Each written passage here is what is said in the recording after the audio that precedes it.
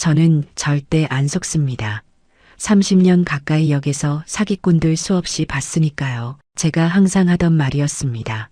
한국철도공사 매표원으로 일하면서 가짜 학생증, 위조 신분증, 환불 사기를 정말 많이 걸러냈거든요. 동료들이 황현미 씨는 눈썰미가 좋다고 칭찬했을 정도였죠. 그런 제가 국세청이라는 세 글자 앞에서 너무나 쉽게 무너졌습니다.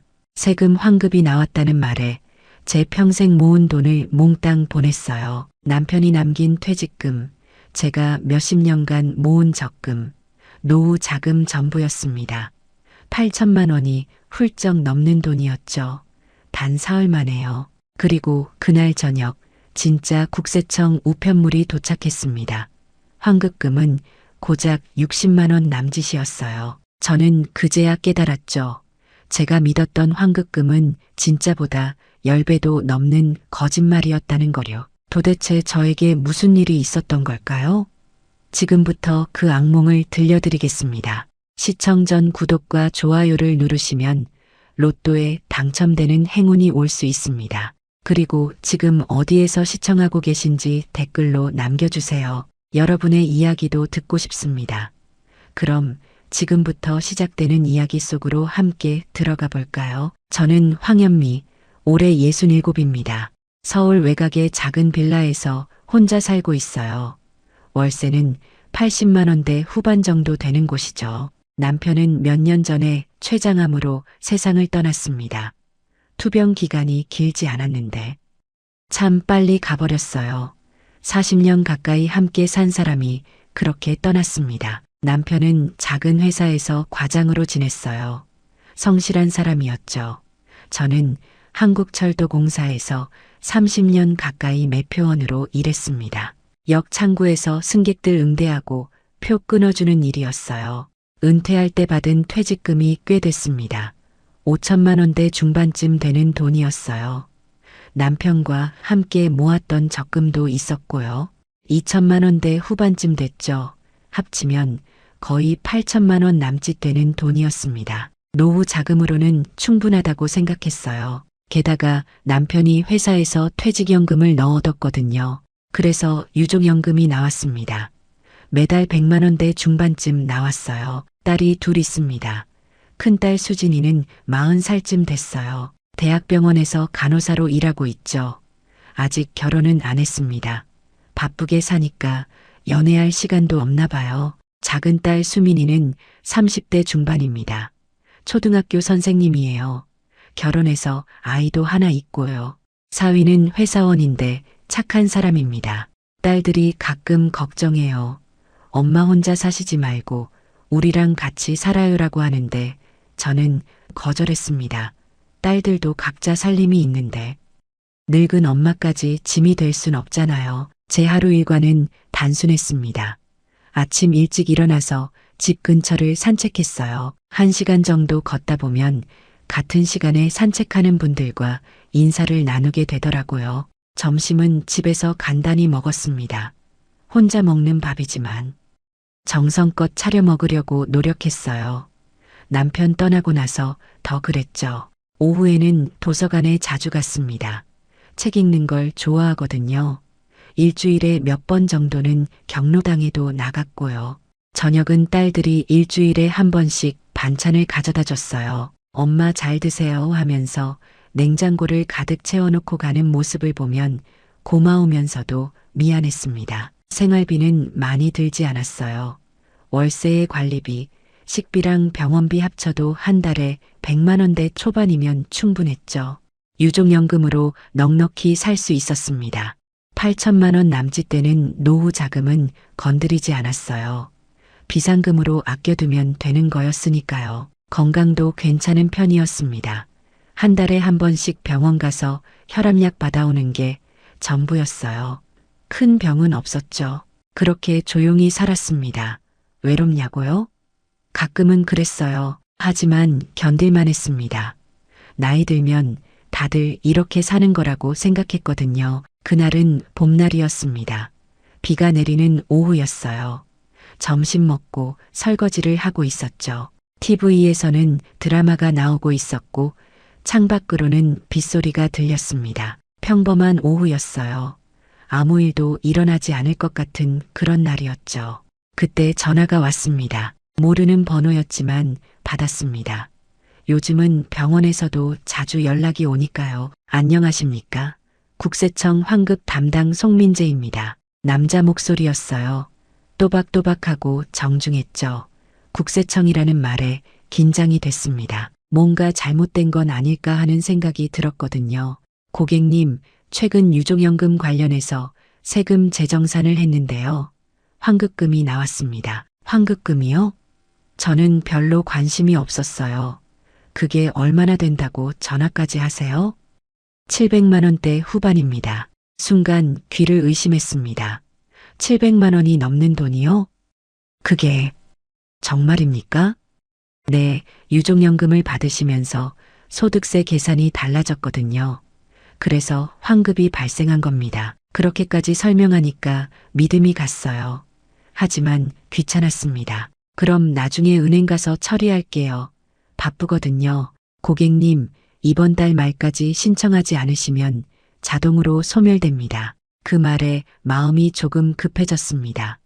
700만 원이 넘는 돈인데 날릴 순 없잖아요. 그럼 어떻게 해야 하는데요? 은행에 직접 방문하시거나 전화로도 가능합니다.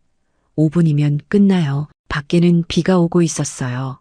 나가기 싫었죠. 전화로 할 수 있으면 그렇게 할게요. 네, 그럼 몇 가지만 확인하겠습니다. 상담원은 제 이름, 주소, 생년월일을 물었습니다. 다 맞게 알고 있더라고요. 그래서 더 의심하지 않았어요. 가짜였다면 제 정보를 어떻게 알겠어요? 은행 계좌번호도 확인해야 합니다. 환급금을 넣어드려야 하니까요. 저는 주거래 은행 계좌를 알려줬습니다. 아무 의심 없이요. 고객님, 잠시만 기다려 주십시오. 전화 너머로 키보드 두드리는 소리가 들렸어요. 몇 분쯤 지났을까요? 환급 처리를 위해서는 보안 절차가 필요합니다. 보안 절차요?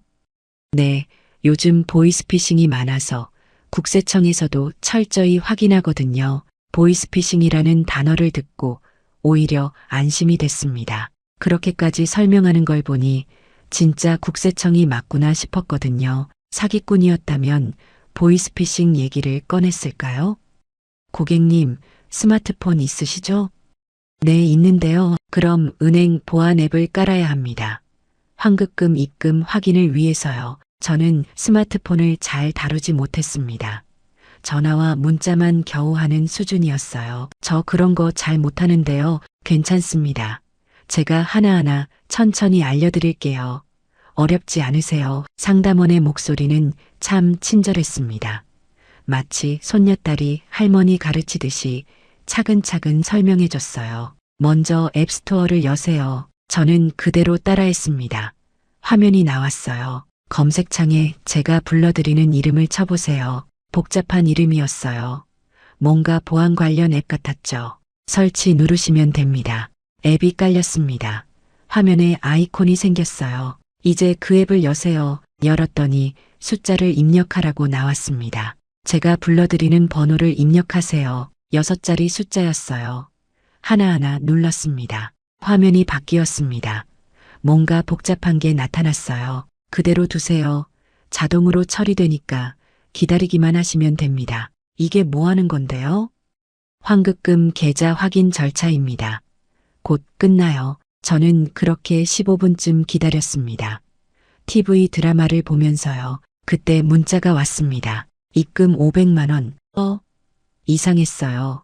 환급금이 700만 원이 넘는다고 했는데 500만 원이 들어왔네요. 저기요, 500만 원이 들어왔는데요. 아, 네, 시스템상 분할 입금됩니다. 분할 입금이요? 먼저 500만 원이 들어가고 확인되면 나머지가 추가로 입금됩니다. 그럴 수도 있겠다 싶었어요. 관공서 일이 원래 복잡하잖아요. 그럼 나머지는 언제 들어와요? 지금 확인 중입니다. 잠시만 기다려주세요. 상담원의 목소리가 조금 달라졌습니다. 급하게 말하더군요. 고객님, 지금 심각한 문제가 발생했습니다. 심장이 철렁 내려앉았어요. 무슨 문제요? 고객님 계좌가 보이스피싱 사건과 연결되어 있습니다. 보이스피싱이요? 저는 아무것도 안 했는데요. 목소리가 떨렸습니다. 무슨 소리인지 이해가 안 됐거든요. 고객님 잘못이 아닙니다. 누군가 고객님 명의를 도용한 겁니다. 명의 도용이요? 네, 지금 확인해 보니 고객님 계좌가 다른 보이스피싱 사건 수사 대상 명단에 올라가 있습니다. 가슴이 두근거렸어요. 뭔가 큰일이 난 것 같았죠. 그럼 어떡해요? 지금 입금된 500만 원을 당장 안전계좌로 옮겨야 합니다. 안전계좌요?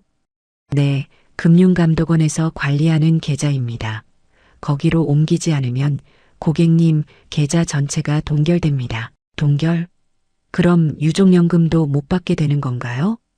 그리고 경찰 조사도 받으셔야 합니다. 경찰 조사라니, 저는 평생 법 한 번 어긴 적 없는 사람인데요. 고객님, 빨리 조치하지 않으시면 큰일 납니다. 지금 안 하시면 계좌가 다 막혀요. 패닉 상태였습니다. 무엇을 어떻게 해야 할지 몰랐어요. 그래, 수진이한테 전화해야겠다. 큰딸은 간호사니까 이런 일 잘 알 거야. 잠깐만요. 제 딸한테 물어보고. 고객님, 지금 가족에게 연락하시면 안 됩니다. 왜요? 보이스피싱 수사 중에는 가족에게도 알리면 안 돼요. 가족 계좌까지 조사 대상이 됩니다. 가족 계좌까지요? 그럼 수진이랑 수민이도 피해를 보는 건가요? 딸들은 아무 잘못 없는데요. 그래서 지금 고객님 혼자 해결하셔야 합니다. 가족한테 피해 안 가게요. 그 말에 마음이 흔들렸습니다. 딸들한테 피해가 가면 안 되잖아요. 시계를 봤습니다. 오후 3시 반쯤이었어요. 수진이는 지금 병원에서 일하고 있을 시간이었죠. 큰딸은 중환자실 근무예요. 이번 주가 야간 근무 주간이라고 했거든요. 낮에도 환자 인수인계 때문에 바쁘다고 했어요. 그런 와중에 엄마가 보이스피싱 당했대 하면서 전화하면 수진이가 얼마나 놀라겠어요. 일하다가 실수라도 하면 어쩌죠. 수민이는요? 작은 딸은 초등학교 선생님이에요. 지금쯤이면 수업 끝나고 학부모 상담 중일 거예요. 며칠 전에 전화했을 때 엄마. 이번 주는 학부모 상담 주간이라 저녁 9시까지 학교에 있어야 해라고 했거든요. 그것도 바쁜 와중에 엄마 일로 전화하면 딸이 걱정하겠죠. 아니야, 괜찮을 거야. 이거 해결하고 나중에 딸들한테 얘기하면 돼. 고객님, 지금 결정하셔야 합니다. 30분 내에 송금하지 않으시면 영장이 발부됩니다. 영장이요? 제가 범죄자가 되는 건가요? 제가 알려드리는 계좌로 500만 원을 바로 보내세요. 그래야 고객님 계좌를 보호할 수 있습니다. 손이 떨렸습니다. 은행 앱을 열었어요. 계좌번호 불러드릴게요. 상담원이 숫자를 불렀습니다. 저는 떨리는 손으로 입력했어요. 500만 원 금액을 눌렀습니다. 송금하시겠습니까? 화면에 물었어요. 잠깐, 이게 맞나? 순간 의심이 들었습니다. 고객님, 빨리 하셔야 합니다. 시간이 없어요. 상담원의 목소리가 급박했어요. 확인 버튼을 눌렀습니다. 송금이 완료되었습니다. 500만 원, 제 통장에서 500만 원이 나갔어요. 온몸에 힘이 빠졌습니다. 소파에 주저앉았죠. 잘하셨습니다. 고객님, 이제 안전합니다. 정말요? 네, 30분 후에 확인 전화 다시 드리겠습니다. 전화가 끊겼습니다. 저는 멍하니 앉아 있었어요. 500만 원, 적지 않은 돈이었죠. 하지만 계좌를 지키기 위해선 어쩔 수 없었다고 스스로를 납득시켰습니다. 곧 환급금이 들어올 테니까 괜찮을 거라고요. 창밖으로 비가 계속 내렸습니다. 빗소리가 유난히 크게 들렸어요. 불안했습니다. 뭔가 이상했거든요. 국세청에서 이렇게까지 복잡하게 할까? 하지만 이미 늦었어요. 돈은 보냈고 이제 기다릴 수밖에 없었죠. 30분이 지났습니다. 전화가 왔어요. 이번엔 여자 목소리였습니다. 안녕하세요. 금융감독원 이서연입니다. 여자 목소리였어요. 차분하고 전문적인 느낌이었죠. 고객님 계좌 점검 결과가 나왔습니다. 어떻게 됐어요? 추가 문제가 발견됐습니다. 또요? 가슴이 철렁했습니다. 고객님 계좌가 최근 몇 개월간 의심거래 목록에 올라 있습니다. 의심거래요? 저는 그런 거래 한 적 없는데요. 목소리를 높였습니다. 억울했거든요. 고객님 잘못이 아닙니다. 누군가 고객님 명의를 도용해서 불법 거래를 시도한 겁니다. 그럴 리가 없어요. 하지만 경찰청 금융범죄수사대에 이미 신고가 들어간 상태입니다. 경찰청이라는 말에 더 겁이 났습니다. 저는 정말 아무것도 안 했어요. 알고 있습니다. 고객님은 피해자세요. 하지만 조사를 받으셔야 합니다. 조사라니 평생 성실하게만 살았는데요. 조사를 피할 방법이 있습니다. 뭔데요? 지금 고객님 계좌의 돈을 안전계좌로 옮기시면 조사 없이 해결할 수 있습니다. 얼마를 옮겨야 하는데요? 고객님 계좌에 지금 얼마 있으세요? 통장을 확인했습니다. 아까 500만 원을 보냈으니까 퇴직금 통장에는 5천만 원 정도 남아 있었고요. 적금은 2천만 원대 후반 그대로였어요. 7천만 원 넘게 있는데요. 일단 1,500만 원만 먼저 보내세요. 또 1,500만 원이요? 아까 500만 원 보냈는데 또요? 너무 많은 거 아니에요? 단계별로 처리해야 합니다. 한꺼번에 하면 시스템에서 막혀요. 의심이 들었습니다. 뭔가 이상한데요. 저 딸한테 물어보고. 고객님, 아까도 말씀드렸죠? 지금 가족에게 연락하시면 안 됩니다. 왜 안 돼요? 가족에게 알리는 순간 가족도 공범으로 처리됩니다. 우리 딸들은 아무 잘못 없어요. 그래서 지금 고객님이 혼자 해결하셔야 합니다. 딸들 지키시려면요. 그 말에 또 흔들렸습니다. 시계를 봤어요. 밤 10시가 넘었더라고요. 수진이는 야간 근무 중일 거예요. 지금쯤이면 중환자실에서 환자들 돌보느라 정신없을 시간이죠. 그런 와중에 전화하면 일하다가 실수할 수도 있잖아요. 중환자실이면 작은 실수도 큰일 나는 곳인데요. 수민이는요? 작은 딸은 오늘 학부모 상담이 늦게 끝났을 거예요. 집에 가서 남편이랑 아이랑 저녁 먹고 있을 시간이에요. 행복한 저녁 시간에 엄마가 전화해서 보이스피싱 당했대 하면 온 가족이 놀라겠죠. 아니야, 자기 전에 딸들한테 전화하면 돼. 일단 이거 해결하고. 고객님, 지금 조치하지 않으시면 내일 아침 경찰서로 출석하라는 통지서가 발송됩니다. 경찰서 출석. 그 말에 정신이 아찔해졌습니다. 67살 노인이 경찰서에 불려가다니요. 동네 사람들이 알면 어떡하죠? 지금 바로 하겠습니다. 은행 앱을 다시 열었어요. 손이 떨렸습니다. 계좌번호 불러드릴게요. 아까와는 다른 계좌였어요. 1,500만 원 금액을 입력했습니다. 송금 버튼을 눌렀어요. 송금이 완료되었습니다. 총 2천만 원을 보낸 거예요. 오늘 하루 만에요. 잘하셨습니다. 고객님, 이제 곧 해결될 겁니다. 정말요? 네, 1시간 후에 다시 연락드리겠습니다. 전화가 끊겼습니다. 허탈했습니다. 온몸에 힘이 쭉 빠졌어요. 소파에 누웠습니다. 머리가 아팠죠. 환급금은 700만 원대 후반인데 제가 보낸 돈은 2천만 원이에요. 오히려 제가 더 많이 보낸 거잖아요. 이상했습니다. 뭔가 잘못됐다는 생각이 들었어요. 하지만 이미 보낸 돈이에요. 돌이킬 수 없었습니다. 수민이한테 전화해야겠다. 지금쯤이면 아이 재우고 한가할 시간일 거야. 전화기를 들었는데요. 너무 지쳤어요. 눈이 감겼습니다. 그냥 잠이 쏟아졌어요. 내일 아침에 딸들한테 전화하자. 그렇게 생각하며 잠들어 버렸습니다. 다음 날 아침이었습니다. 아침 8시쯤 전화벨이 울렸어요.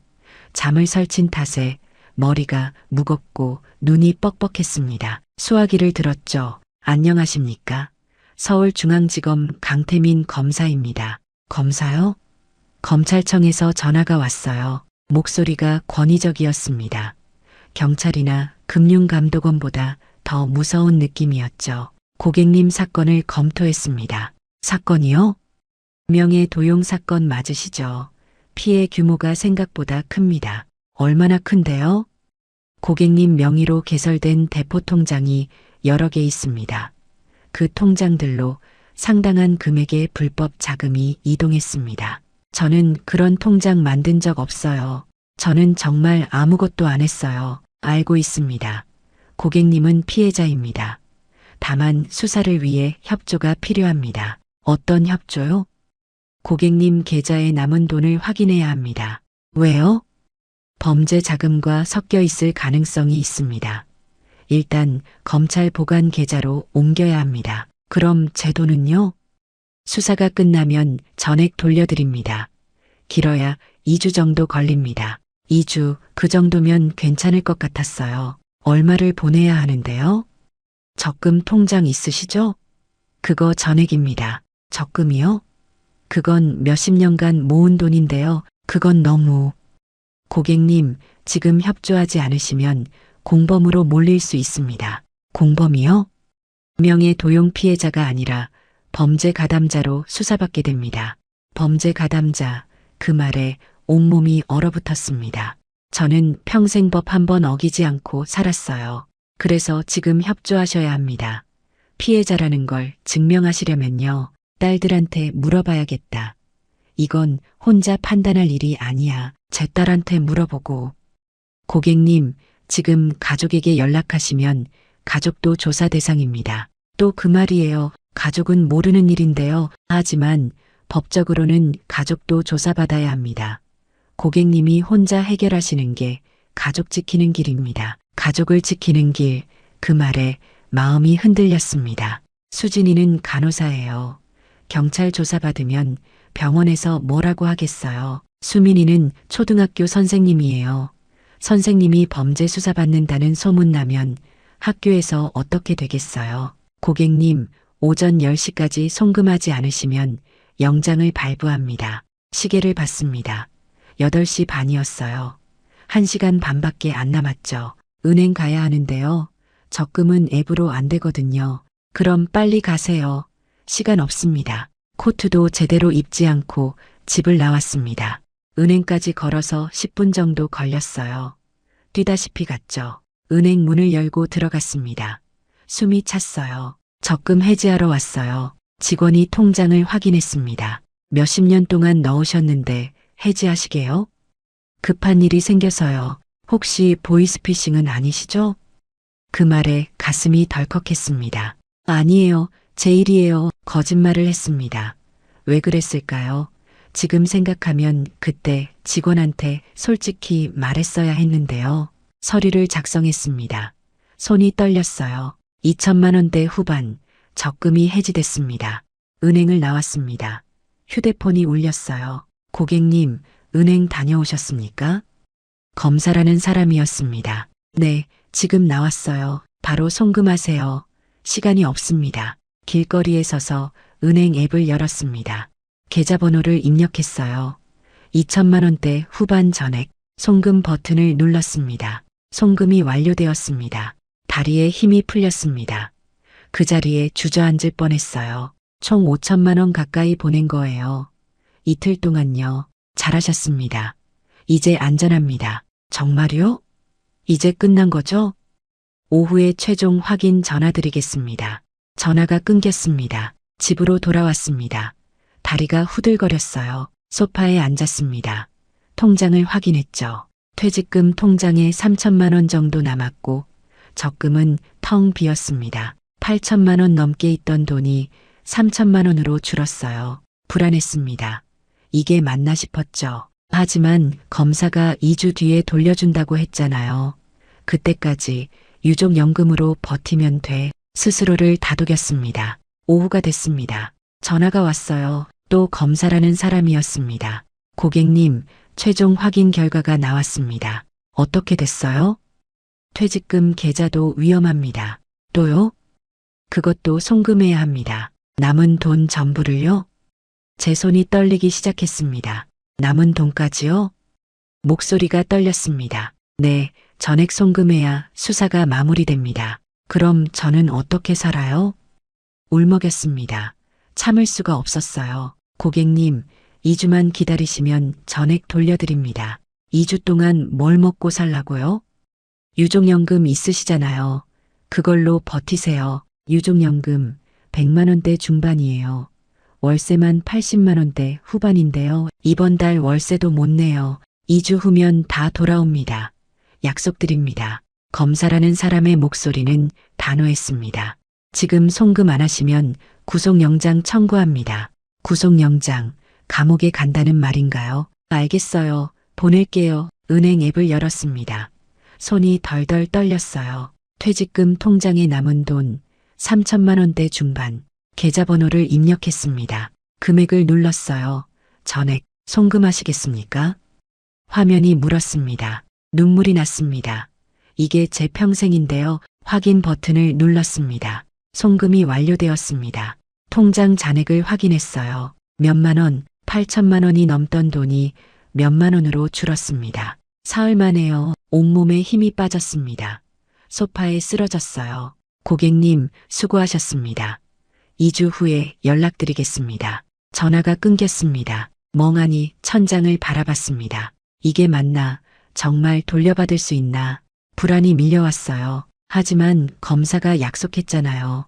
2주만 기다리면 된다고. 그렇게 스스로를 달랬습니다. 시계를 봤어요. 오후 3시쯤이었습니다. 지쳤어요. 사흘간 제대로 먹지도 자지도 못했거든요. 소파에 누워 눈을 감았습니다. 얼마나 지났을까요? 초인종 소리에 깼습니다. 문을 열었어요. 우체부였습니다. 등기 우편이요. 서명을 하고 우편물을 받았습니다. 국세청이라고 적혀 있었어요. 심장이 두근거렸습니다. 혹시 환급금 관련 서류인가? 봉투를 뜯었습니다. 유족연금 세금 환급 안내. 환급 금액 60만 원대 초반. 손에서 종이가 떨어졌습니다. 60만 원대 초반이요? 제가 들었던 금액은 700만 원이 넘는다고 했는데요. 종이를 다시 집어들었습니다. 떨리는 손으로 읽었어요. 국세청 직인이 찍혀 있었습니다. 진짜였어요. 진짜 환급금은 60만 원대 초반이었습니다. 700만 원이 넘는다던 건 거짓말이었어요. 10배도 넘게 부풀린 거짓말. 다리에 힘이 풀렸습니다. 그 자리에 주저앉았어요. 아, 저는 속았구나. 국세청도 금융감독원도 검찰청도 모두 가짜였구나. 8천만 원이 넘는 돈을 사기꾼한테 보낸 거구나. 제 평생이 사라진 거구나. 비명을 지르고 싶었지만 소리가 나오지 않았습니다. 그저 바닥에 주저앉아 울기만 했어요. 창밖으로 해가 지고 있었습니다. 어둠이 찾아오고 있었죠. 제 인생에도 어둠이 찾아왔습니다. 얼마나 울었을까요? 밤이 됐습니다. 수진이한테 전화해야 해. 이제는 말해야 해. 떨리는 손으로 전화를 걸었습니다. 엄마, 무슨 일이야? 이 시간에 큰딸 목소리가 들렸습니다. 야간 근무가 끝난 모양이에요. 수진아. 목이 메었습니다. 엄마, 왜 그래? 무슨 일 있어? 엄마가. 큰일 났어. 뭔데? 다친 거야? 아니, 그게 아니라. 말이 나오지 않았습니다. 엄마, 뭔데? 얘기해봐. 전화.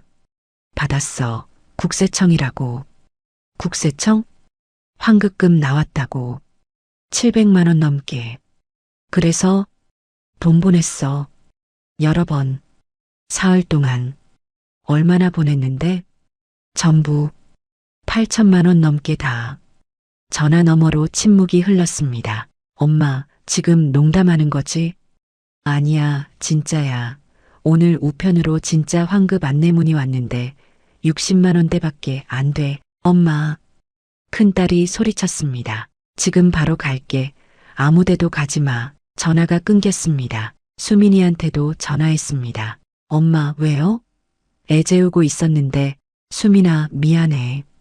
같은 이야기를 했습니다. 작은 딸도 놀라서 말을 잇지 못했어요. 지금 바로 갈게요. 1시간쯤 지났을까요? 초인종이 울렸습니다. 문을 열었어요. 수진이와 수민이가 함께 왔더라고요. 엄마. 두 딸이 달려들었습니다. 정확히 뭐가 어떻게 된 거야? 큰딸이 물었습니다. 처음부터 끝까지 이야기했습니다. 국세청 전화 받은 것부터 마지막 송금까지. 엄마, 왜 우리한테 전화 안 했어? 작은 딸이 울먹였습니다. 너희 바빴잖아. 수진이는 야간 근무 중이었고 수민이는 학부모 상담 때문에. 그래도 전화했어야지.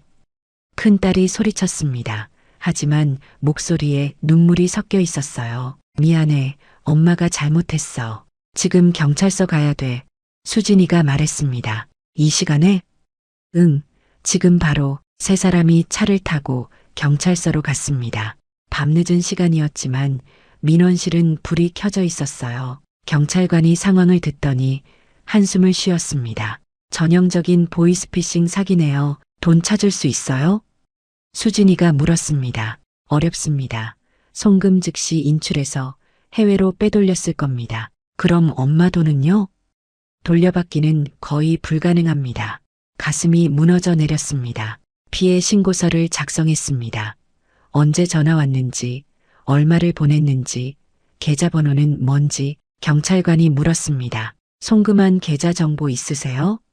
휴대폰을 보여줬습니다. 경찰관은 확인하더니 고개를 저었어요. 이미 비어 있을 겁니다. 확인이라도 해주세요. 수민이가 간곡히 부탁했습니다. 경찰관이 컴퓨터를 두드렸습니다. 역시 송금 직후 전액 인출됐습니다. 그럼 추적은요? 해외로 나간 것 같습니다. 추적이 거의 불가능해요. 범인은요? 잡을 수 있어요? 노력하겠습니다. 하지만 이런 조직은 해외에서 운영되는 경우가 많아서 말끝을 흐렸습니다. 신고는 접수하겠습니다.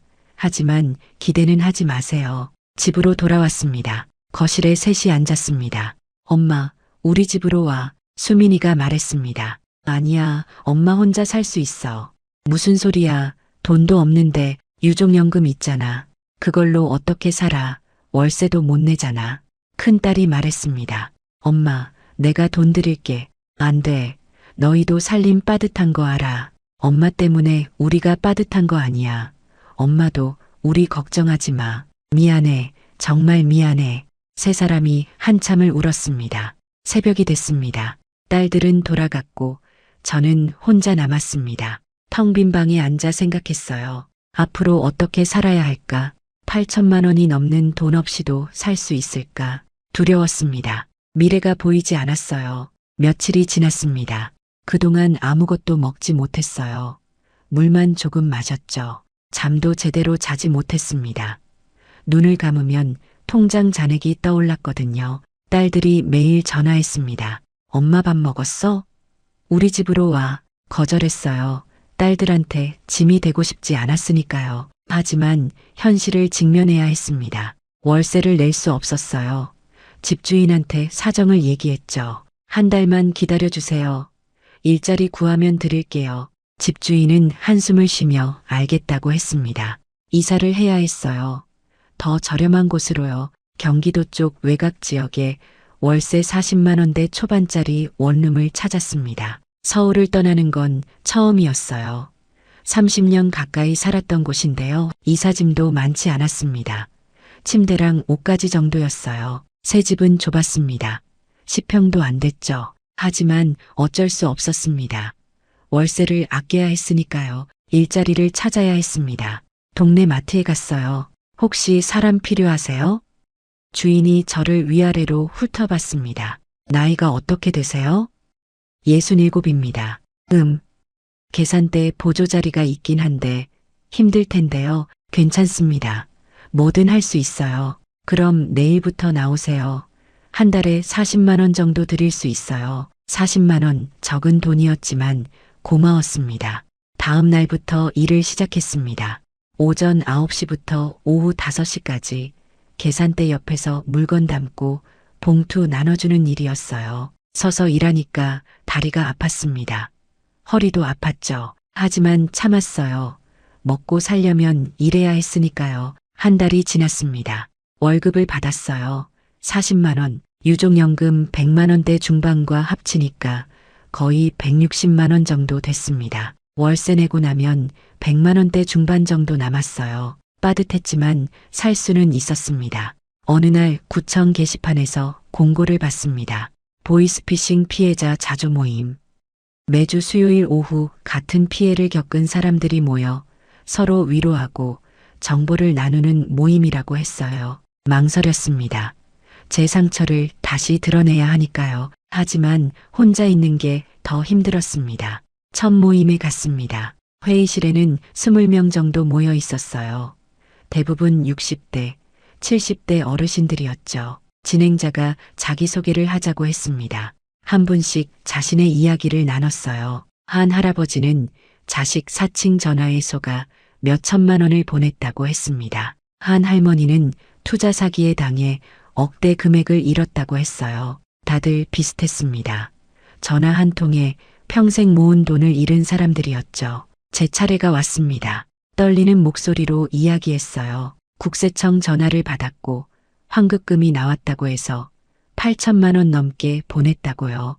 그리고 진짜 환급금은 60만 원대밖에 안 됐다고. 다들 고개를 끄덕였습니다. 이해한다는 표정이었어요. 비난하는 사람은 아무도 없었습니다. 모임이 끝나고 한 할머니가 다가왔어요. 처음엔 힘들지만 시간이 지나면 조금씩 나아져요. 혼자가 아니에요. 그 말이 위로가 됐습니다. 다음 주에도 갔습니다. 그 다음 주에도 갔어요. 모임에서 여러 정보를 얻었습니다. 금융감독원 피해 구제 신청 방법, 범죄 피해자 지원금 신청 방법, 돈을 돌려받긴 어렵지만 조금이라도 도움이 될 수 있다고 했어요. 신청해 봤습니다. 한 달쯤 뒤에 범죄 피해자 지원금으로 몇백만 원을 받았습니다. 8천만 원에 비하면 턱없이 적었지만 그래도 고마웠어요. 3개월쯤 지났을까요? 은행에서 문자가 왔습니다. 입금 60만 원대 초반. 진짜 국세청 환급금이었습니다. 통장을 확인했어요. 정말 들어와 있었죠. 60만 원대 초반. 제가 700만 원이 넘는다고 속았던 그 환급금이었어요. 손에 든 통장을 보며 한참을 생각했습니다. 이 돈을 어떻게 써야 할까? 생활비로 쓸까? 딸들한테 줄까? 아니야, 다른 데 써야 해. 다음 모임에 갔습니다. 여러분, 제가 진짜 환급금을 받았어요. 사람들이 놀라워했습니다. 이 돈을 우리 모임에 기부하고 싶어요. 왜요? 생활비로 쓰셔야죠. 아니에요. 저는 가짜 700만 원 넘는다는 말에 속아서 8천만 원 넘게 잃었어요. 하지만 진짜 환급금은 60만 원대밖에 안 됐죠. 이 돈으로 다른 분들을 도우면 의미 있을 것 같아요. 모임 사람들이 박수를 쳤습니다. 그 돈으로 우리는 교육 자료를 만들었습니다. 진짜 환급 vs 가짜 환급 구별법. 국세청 환급금은 보통 많아야 몇십만 원에서 100만 원대 초반이에요. 몇백만 원, 몇천만 원은 100% 사기죠. 전화로 환급금 준다는 것도 거짓이에요. 국세청은 항상 우편으로 안내문을 보냅니다. 이런 내용을 담은 책자를 만들었어요. 그리고 경로당을 찾아다니기 시작했습니다. 안녕하세요. 저는 보이스피싱 피해를 당한 사람입니다. 제 이야기를 들려줬어요. 어떻게 전화를 받았는지, 어떻게 속았는지. 저는 30년 가까이 역에서 일하며 사기꾼들을 수없이 걸러냈습니다. 그런 제가 국세청이라는 세 글자 앞에서 무너졌어요. 어르신들이 진지하게 들었습니다. 진짜 환급금은 60만 원대였는데 저는 700만 원이 넘는다는 거짓말을 믿었어요. 그래서 8천만 원 넘게 잃었죠. 누군가는 고개를 끄덕였고 누군가는 놀란 표정이었어요. 제발 여러분은 저처럼 당하지 마세요. 교육이 끝나고 한 할머니가 다가왔습니다. 고맙습니다. 사실 저도 며칠 전에 비슷한 전화를 받았어요. 그런데 오늘 이야기 듣고 나니 절대 속지 않겠어요. 그 말이 기뻤습니다. 제 실패가 누군가에겐 교훈이 되는구나 싶었어요. 1년이 지났습니다. 지금 저는 여전히 외곽 지역 작은 원룸에서 살고 있어요. 마트 일도 계속하고 있고요. 생활은 여전히 빠듯합니다. 하지만 달라진 게 있습니다. 매주 수요일엔 피해자 모임에 가요. 같은 처지분들을 만나죠. 한 달에 몇 번은 경로당 순회 강연을 다닙니다. 처음엔 부끄러웠어요. 하지만 이젠 자연스럽습니다. 제 실패가 누군가를 지킨다면 그것으로 충분하다고 생각해요. 지난주엔 한 할아버지가 연락을 주셨어요. 선생님, 저 기억하세요? 몇 달 전에 선생님 강의 들었던 사람입니다. 네, 기억해요. 어제 저한테도 전화가 왔어요. 환급금 몇백만 원 나왔다고요. 가슴이 철렁했습니다. 그래서 어떻게 하셨어요? 선생님 이야기가 떠올랐어요. 진짜 환급금은 많아야 몇십만 원이라고 하셨잖아요. 그래서 바로 끊었습니다. 정말요? 네, 선생님 덕분에 제 노후 자금 지켰어요. 정말 고맙습니다. 전화를 끊고 울었습니다. 기뻐서요. 제 60만 원대가 누군가의 몇백만 원을 지켰구나. 제 8천만 원 넘는 실패가 누군가의 성공이 됐구나. 그게 저를 다시 살아가게 만들었습니다. 딸들도 변했어요. 처음엔 걱정만 했죠. 하지만 제 표정을 보고는 안심했나 봐요. 엄마가 예전보다 밝아졌어. 다행이야. 수민이가 말했습니다. 가끔 용돈을 주려고 하지만 받지 않아요. 제가 버는 돈으로 살 수 있으니까요. 물론 여유는 없지만 딸들한테 짐 되지 않는다는 게 자랑스럽습니다. 8천만 원 넘는 돈은 돌아오지 않습니다. 그건 변하지 않는 사실이에요. 하지만 제가 변할 수는 있었습니다. 저는 이제 압니다. 노후 자금은 돈만이 아니라는 거요. 의미 있는 하루, 따뜻한 관계, 존엄하게 사는 것. 그게 진짜 노후 준비라는 거요. 오늘도 경로당에 갑니다. 어르신들 앞에 섭니다. 안녕하세요. 저는 보이스피싱에 당해 8천만 원 넘게 잃은 사람입니다. 떨림 없이 말합니다. 하지만 저는 여전히 살아있고 여러분을 돕고 있습니다. 햇살이 따뜻합니다. 제 인생에도 다시 햇살이 비치고 있습니다. 우리의 이 사연이 마음에 남았다면 좋아요를 눌러주세요. 그리고 소중한 사람들과 함께 이 이야기를 나눠주시길 바랍니다. 여러분의 한마디가 누군가에겐 큰 위로가 될 수 있습니다. 영상이 마음에 드셨다면 구독과 좋아요, 응원 부탁드립니다. 감사합니다. 여보, 우리 이제 집 팔아야 할 것 같아요. 남편에게 그 말을 꺼내던 날 통장에 남은 돈은 몇십만 원이 전부였습니다.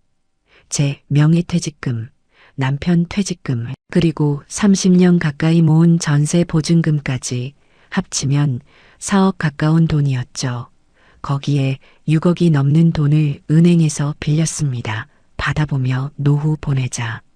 그 한마디에 평생 모은 돈을 전부 걸었어요. 변동금리가 2%대에서 7%대로 치솟는 데는 1년도 안 걸렸습니다. 월 이자가 100만 원대에서 300만 원이 훌쩍 넘어갔죠. 저는 동네 마트 계산대에 섰고 남편은 경비 일을 시작했습니다. 도대체 무슨 일이 있었던 걸까요? 지금부터 제2의 송도라는 달콤한 꿈이 어떻게 2억이 넘는 손실로 바뀌었는지 말씀드리겠습니다. 시청 전 구독과 좋아요를 누르시면 로또에 당첨되는 행운이 올 수 있습니다. 그리고 지금 어디에서 시청하고 계신지 댓글로 남겨주세요. 여러분의 이야기도 듣고 싶습니다. 그럼 지금부터 시작되는 이야기 속으로 함께 들어가 볼까요? 안녕하세요. 저는 올해 65인 평범한 주부입니다. 아니, 정확히는 주부가 된 지 얼마 안 됐다고 해야겠네요. 저는 30년 가까이 공항에서 일했습니다.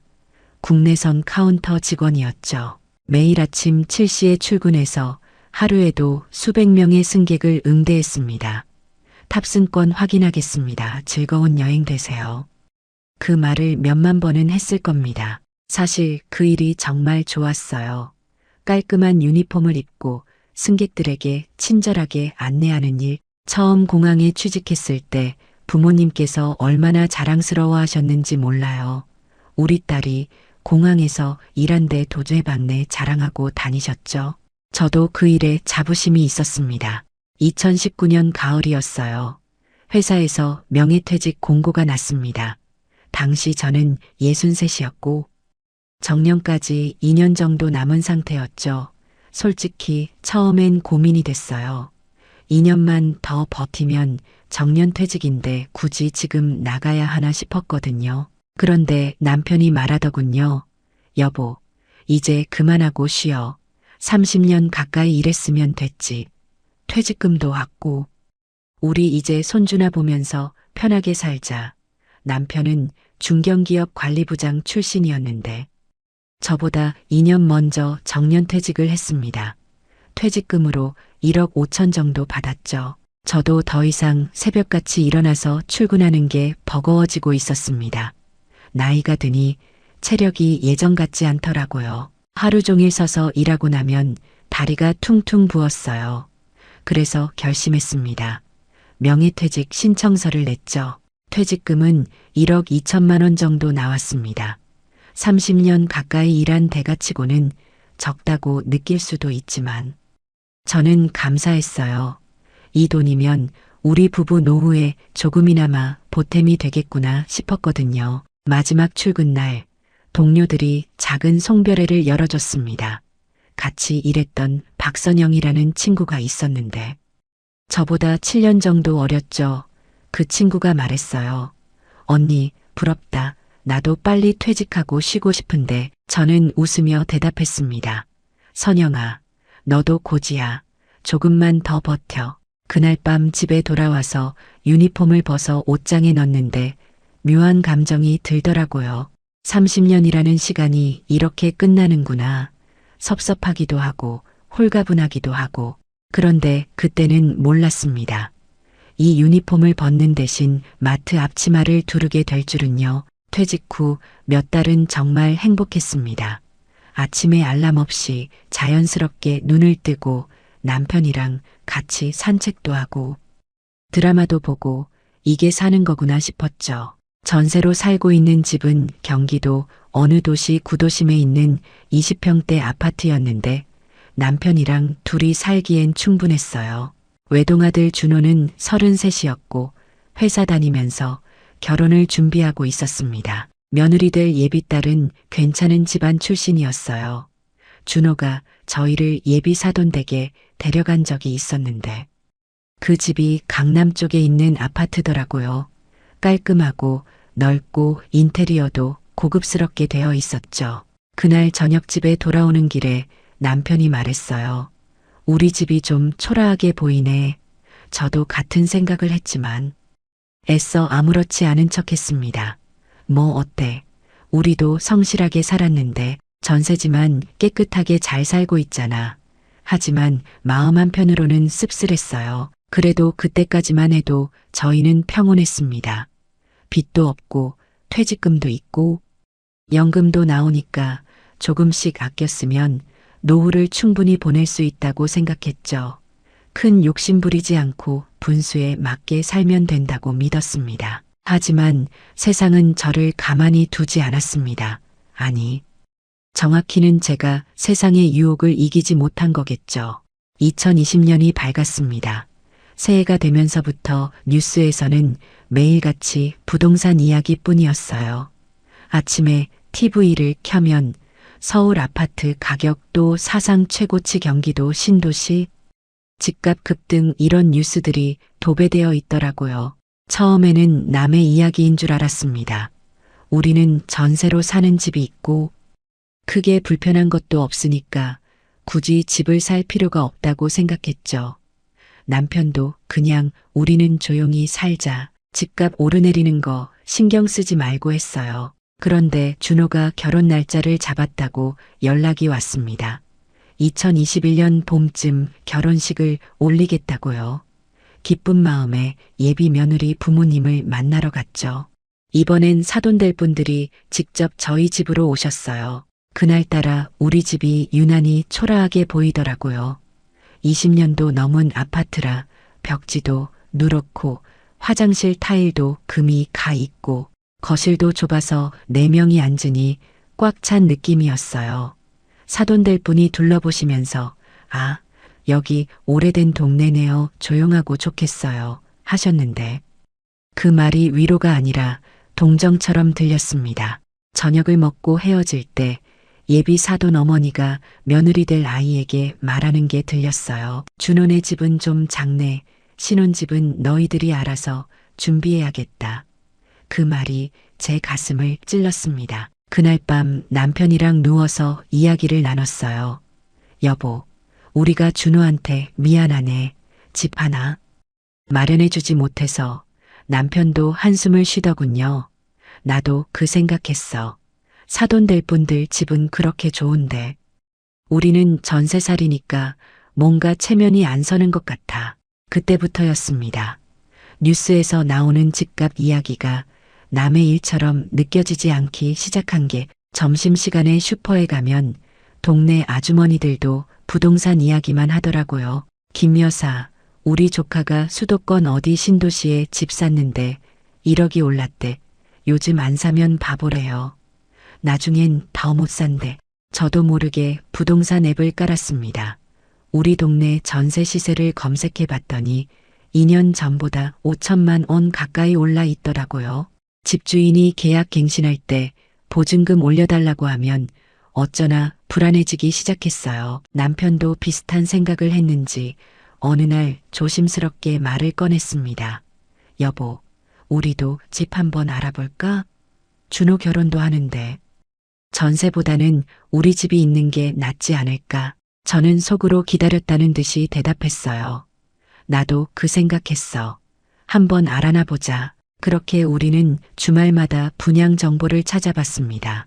서울은 너무 비싸서 엄두도 못 냈어요. 강남은 말할 것도 없고 변두리 구축 아파트도 8억 9억씩 하더라고요. 우리가 가진 돈으로는 턱없이 부족했죠. 그러다가 눈에 들어온 게 경기도 서해안 쪽 신도시였습니다. 인터넷 광고에서 자꾸 보이더라고요. 바다가 보이는 프리미엄 아파트 제2의 송도를 꿈꾸는 미래, 도시, 지하철 연장 예정 이런 문구들이요. 남편이 말했어요. 여보, 여기 한번 가볼까? 분양관 구경이나 하자. 저는 솔직히 반신반의했습니다. 바다가 보인다는 게 얼마나 좋을까 싶었거든요. 하지만 그래, 구경이나 가보자 했죠. 주말에 차를 몰고 그 신도시로 향했습니다. 서울에서 1시간 반 정도 걸렸어요. 도착해보니 정말 신도시답게 깔끔하게 조성되어 있더라고요. 넓은 도로에 가로수도 예쁘게 심어져 있고 새로 지은 아파트 단지들이 즐비했습니다. 분양 상담관에 들어섰을 때 직원이 반갑게 맞아주더군요. 어서 오세요. 저희 프리미엄 오션뷰 아파트에 관심 가져주셔서 감사합니다. 상담관 안은 정말 화려했어요. 대형 스크린에서 홍보 영상이 나오고 아파트 모형도 전시되어 있고 직원이 저희를 창가로 안내했습니다. 이쪽으로 오시면 실제 조망을 보실 수 있습니다. 창문을 열어주는데 눈앞에 서해 바다가 펼쳐지더라고요. 푸른 바다와 수평선이 한눈에 들어왔습니다. 순간 숨이 멎는 것 같았어요. 와. 나도 모르게 감탄사가 나왔습니다. 남편도 옆에서 넋을 잃고 바다를 바라보고 있었죠. 30년 넘게 공항에서 일하면서 비행기만 봤는데 이렇게 바다를 매일 볼 수 있다니 상상만 해도 가슴이 벅찼어요. 직원이 말을 이어갔습니다. 지금 보시는 것처럼 저희 34평형은 모두 오션뷰입니다. 거실과 안방에서 바다가 다 보이시죠? 아침에 일어나서 커튼을 열면 매일 이 풍경을 보실 수 있어요. 그리고 일몰 때는 정말 장관입니다. 남편이 물었어요. 가격은 어떻게 되나요? 직원이 자료를 보여주며 설명했습니다. 34평형 기준으로 9억 중반대입니다. 지금이 1차 분양이라 프리미엄을 받기 전 가격이에요. 이 지역이 개발되면 10억은 훌쩍 넘을 겁니다. 10억, 그 숫자를 듣는 순간 현실로 돌아왔습니다. 우리가 가진 돈은 전세금 포함해서 4억 정도인데 10억짜리 집이라니 말도 안 된다고 생각했죠. 그런데 직원이 계속 말을 이었어요. 요즘 대출이 잘 나옵니다. 금리도 역대 최저 수준이고요. 그리고 이 지역은 앞으로 더 오를 겁니다. 지하철도 연장되고 대형 쇼핑몰도 들어오고 학교도 명문으로 유치하고 있어요. 지금 안 사시면 나중에 후회하실 수도 있습니다. 저는 그 말을 들으면서도 머뭇거렸습니다. 하지만 남편이 제 손을 잡더니 말했어요. 여보, 우리 한번 생각해보자. 평생 일만 하고 살았는데 이제 받아보면서 좀 살아도 되지 않을까. 그 말에 제 마음이 흔들렸습니다. 맞아요. 우리 평생 고생만 했잖아요. 30년 가까이 새벽같이 일어나 출근하고 밤늦게 퇴근하고 아이 키우고 시부모 모시고 한 번도 제대로 쉬어본 적이 없었어요. 바다 보면서 커피 마시는 거 드라마에서만 보던 건데 저도 모르게 중얼거렸습니다. 남편이 옆에서 말했어요. 우리도 그렇게 살 자격 있어. 평생 성실하게 일했는데 분양 상담관을 나오면서도 머릿속에는 그 바다 풍경이 계속 떠올랐습니다. 차를 타고 돌아오는 길에 남편이 말했어요. 여보, 우리 진지하게 한번 계산해보자. 정말 안 되는 건지. 그날 밤 우리는 잠도 제대로 못 잤습니다. 머릿속으로 계속 그 바다가 보이는 거실이 그려졌어요. 거기서 아침 커피 마시는 모습, 준호가 결혼해서 손주 데리고 놀러 오는 모습, 친구들 초대해서 자랑하는 모습, 욕심이었을까요? 아니면 당연한 꿈이었을까요? 지금 생각해보면 그때 돌아섰어야 했습니다. 하지만 그때의 저는 이미 그 달콤한 유혹에 빠져들고 있었어요. 분양관을 다녀온 뒤로 머릿속이 복잡했습니다. 밥을 먹으면서도 설거지를 하면서도 자꾸 그 바다가 떠올랐어요. 남편도 마찬가지였던 것 같아요. 아무 말 없이 앉아서 계산기만 두드리고 있더라고요. 며칠 뒤 남편이 저를 식탁으로 불렀습니다. 여보, 우리 돈 한번 정리해봤어. 남편이 종이에 적어놓은 걸 보여줬어요. 내 퇴직금이 1억 5천 정도 있고 당신 명예퇴직금이 1억 2천, 그리고 지금 전세 보증금이 1억 3천이야. 합치면 4억이 되네. 남편의 목소리가 조심스러웠습니다. 그럼 6억이 부족한 건데. 제가 말하자 남편이 고개를 끄덕였어요. 응, 6억을 대출받아야 해. 그게 문제지. 6억이라는 숫자가 너무 크게 느껴졌습니다. 평생 빚 없이 살아온 우리가 갑자기 6억이라는 빚을 진다는 게 두려웠어요. 여보, 6억이면 이자가 얼마나 나올까? 제가 물었죠. 남편이 계산기를 두드렸습니다. 지금 변동금리가 2% 중반대래. 그럼 한 달에 이자가 100만 원 좀 넘게 나와. 우리 연금이랑 합치면 감당할 수 있을 것 같은데 100만 원 생각보다 적게 느껴졌어요. 물론 적은 돈은 아니지만 남편 말대로 우리 연금을 합치면 충분히 낼 수 있는 금액이었죠. 그 정도면 할만하겠네. 제가 말했습니다. 하지만 아직 확신이 서지 않았어요. 여보, 그런데 우리 퇴직금까지 다 넣는 거잖아. 그게 우리 노후 자금인데. 제 목소리에 불안감이 묻어났습니다. 남편이 제 손을 잡았어요. 여보, 나도 무섭긴 해. 하지만 생각해봐. 지금 집값이 계속 오르고 있잖아. 뉴스에서도 전문가들이 앞으로 더 오른다고 하고, 우리가 지금 10억에 사면 몇 년 뒤에는 12억, 13억 될 수도 있어. 그럼 빚 갚고도 남는 거야. 그 말이 설득력 있게 들렸습니다. 실제로 TV를 켜면 부동산 전문가들이 나와서 집값이 더 오를 거라고 했어요. 저금리 시대에는 빚도 자산이다. 지금 안 사면 영영 못 산다. 이런 말들이 저를 부추겼죠. 그리고 여보, 남편이 말을 이었습니다. 준호 결혼도 생각해야 해. 우리가 반듯한 집 하나 있어야 사돈될 분들한테도 체면이 서지. 전세살이 부모 밑에서 결혼하는 게 준호한테 미안하지 않아? 그 말에 마음이 움직였습니다. 맞아요. 우리 아들한테 떳떳해지고 싶었어요. 사돈될 분들 집은 그렇게 좋은데 우리는 남의 집세 들어 사니까 어딘가 주눅이 들었던 게 사실이었거든요. 알았어. 한번 해보자. 제가 말했습니다. 남편의 얼굴이 환해졌어요. 정말 후회 안 할 거지? 응. 우리 평생 성실하게 살았는데 이 정도 복은 누려도 되지 않을까. 다음 날 우리는 다시 그 분양 상담관을 찾아갔습니다. 이번엔 진지하게 계약 상담을 받으러 간 거였죠. 직원이 반갑게 맞아주더군요. 다시 오셨네요. 좋은 결정하신 겁니다. 직원이 대출 상담도 같이 진행해 줬어요. 은행 대출 상담사가 곧 오실 겁니다. 지금 금리가 정말 좋아요. 사상 최저 수준이거든요. 잠시 후 은행 직원이 왔습니다. 양복을 쪼이 입은 30대 남자였는데 굉장히 친절했어요. 두 분 신용도 확인해 봤는데 문제 없으십니다. 6억 대출 가능하세요. 금리는 어떻게 되나요? 남편이 물었습니다.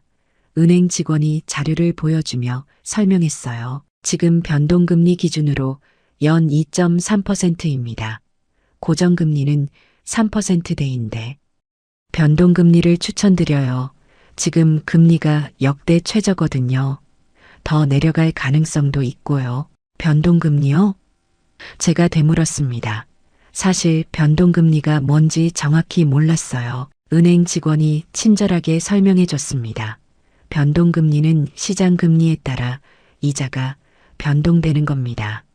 지금처럼 저금리 시대에는 훨씬 유리하죠. 2년만 변동금리로 쓰시다가 그때 가서 고정금리로 갈아타셔도 됩니다. 그 말이 합리적으로 들렸어요. 2년이면 충분하겠네요. 남편이 말했습니다. 은행 직원이 고개를 끄덕였어요. 네, 그리고 솔직히 말씀드리면 지금 집값이 오르고 있잖아요. 2년 뒤면 집값이 많이 올라서 대출 비중도 줄어들 겁니다. 그때 가서 여유롭게 고정으로 바꾸시면 돼요. 그 말을 들으니 더 안심이 됐습니다. 집값이 오르면 우리 자산도 늘어나는 거니까. 대출은 상대적으로 줄어드는 거잖아요. 좋습니다. 변동금리로 하겠습니다. 남편이 결정을 내렸어요. 서류를 작성하는데 손이 떨렸습니다. 평생 이렇게 큰 돈을 빌려본 적이 없었거든요. 대출 신청서에 6억이라는 숫자를 쓰는데 현실감이 없었어요. 이게 진짜 우리 빚이 되는 건가 싶었죠. 집에 돌아와서도 인터넷을 뒤져봤습니다. 유튜브에서 부동산 전문가들 영상을 찾아봤어요. 한 유튜버가 말하더군요. 지금 금리는 더 내려갈 겁니다. 코로나 때문에 각국 정부가 돈을 풀고 있거든요. 변동금리 선택하신 분들은 현명한 선택하신 겁니다. 또 다른 유튜버는 이렇게 말했어요. 경기도 서해안 신도시는 앞으로 대박입니다. 제2의 송도가 될 잠재력이 충분해요. 지금 사놓으면 몇 년 안에 2배는 뛸 겁니다. 그 영상들을 보면서 확신이 생겼습니다. 우리가 잘 선택한 거라고 모두가 그렇게 말하는데 틀릴 리가 없잖아요. 남편도 옆에서 같이 영상을 보며 고개를 끄덕였어요. 계약일이 다가왔습니다. 분양 상담관에 다시 갔을 때 계약서가 준비되어 있었어요. A4 용지로 수십 장이 되는 두꺼운 계약서였죠. 직원이 하나하나 설명해 줬는데 솔직히 절반도 이해가 안 됐어요. 법률 용어도 많고 복잡했거든요. 여기 계약금 2천만 원 입금하시고요. 중도금은 몇 개월 간격으로 나눠서 내시면 됩니다. 잔금은 입주할 때 치르시면 돼요. 직원이 설명했습니다. 남편과 저는 서로 눈을 마주쳤습니다. 이게 마지막 순간이었어요. 지금이라도 돌아설 수 있었죠. 하지만 우리는 고개를 끄덕였습니다. 도장을 찍었습니다. 남편이 먼저 찍고 제가 그 옆에 찍었어요. 도장을 누르는 순간 묘한 기분이 들었습니다. 두려움 반 설렘 반. 이제 우리도 집주인이 되는구나. 받아보는 집에서 살게 되는구나. 계약서를 받아들고 나올 때 직원이 악수를 청했습니다. 축하드립니다.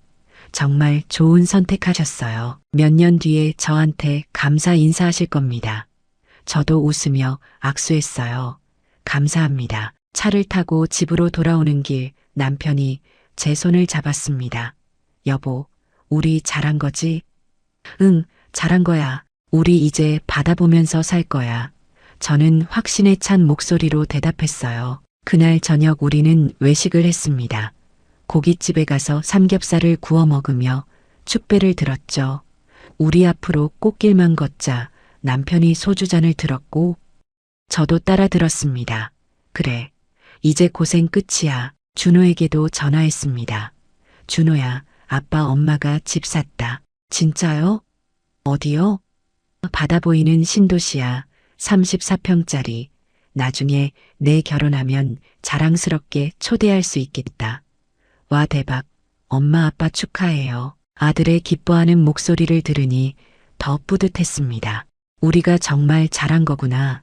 이제 준호한테도 떳떳해질 수 있겠구나. 그날 밤 잠자리에 누웠을 때 남편이 말했어요. 여보, 나 오늘 너무 설레서 잠이 안 올 것 같아.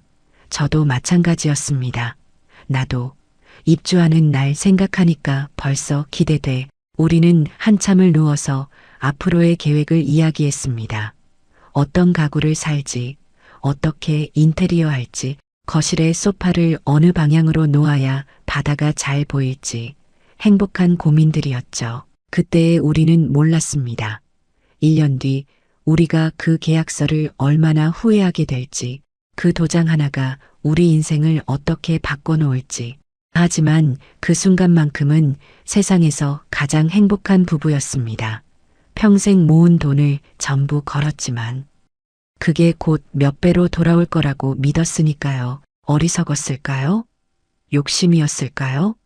지금 생각하면 그렇습니다. 하지만 그때의 저는 정말 최선을 다해 판단한 거였어요. 모두가 집값이 오른다고 했고 전문가들도 그렇게 말했으니까요. 몇 개월이 지나고 드디어 입주일이 다가왔습니다. 그동안 중도금을 몇 번에 걸쳐 냈고 잔금을 치를 날이 온 거예요. 대출금 6억이 실행되어 통장에 들어왔다가 바로 빠져나갔지만 그 순간만큼은 억만장자가 된 기분이었습니다. 입주 전날 밤 잠을 설쳤어요.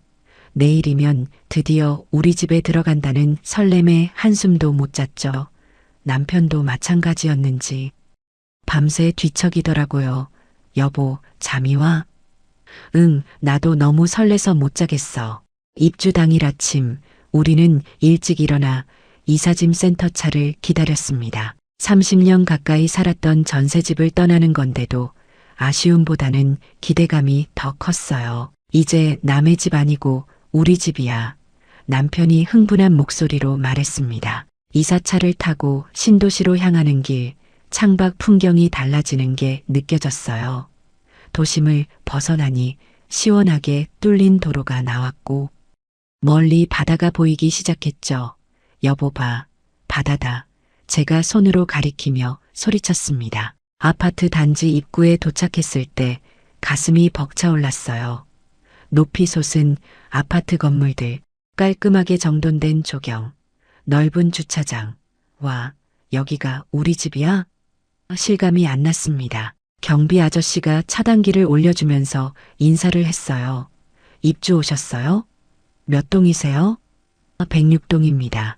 남편이 자랑스럽게 대답했죠. 차단기가 올라가는 소리조차 음악처럼 들렸습니다. 동 앞에 차를 세우고 내렸을 때 가장 먼저 한 일이 뭔지 아세요?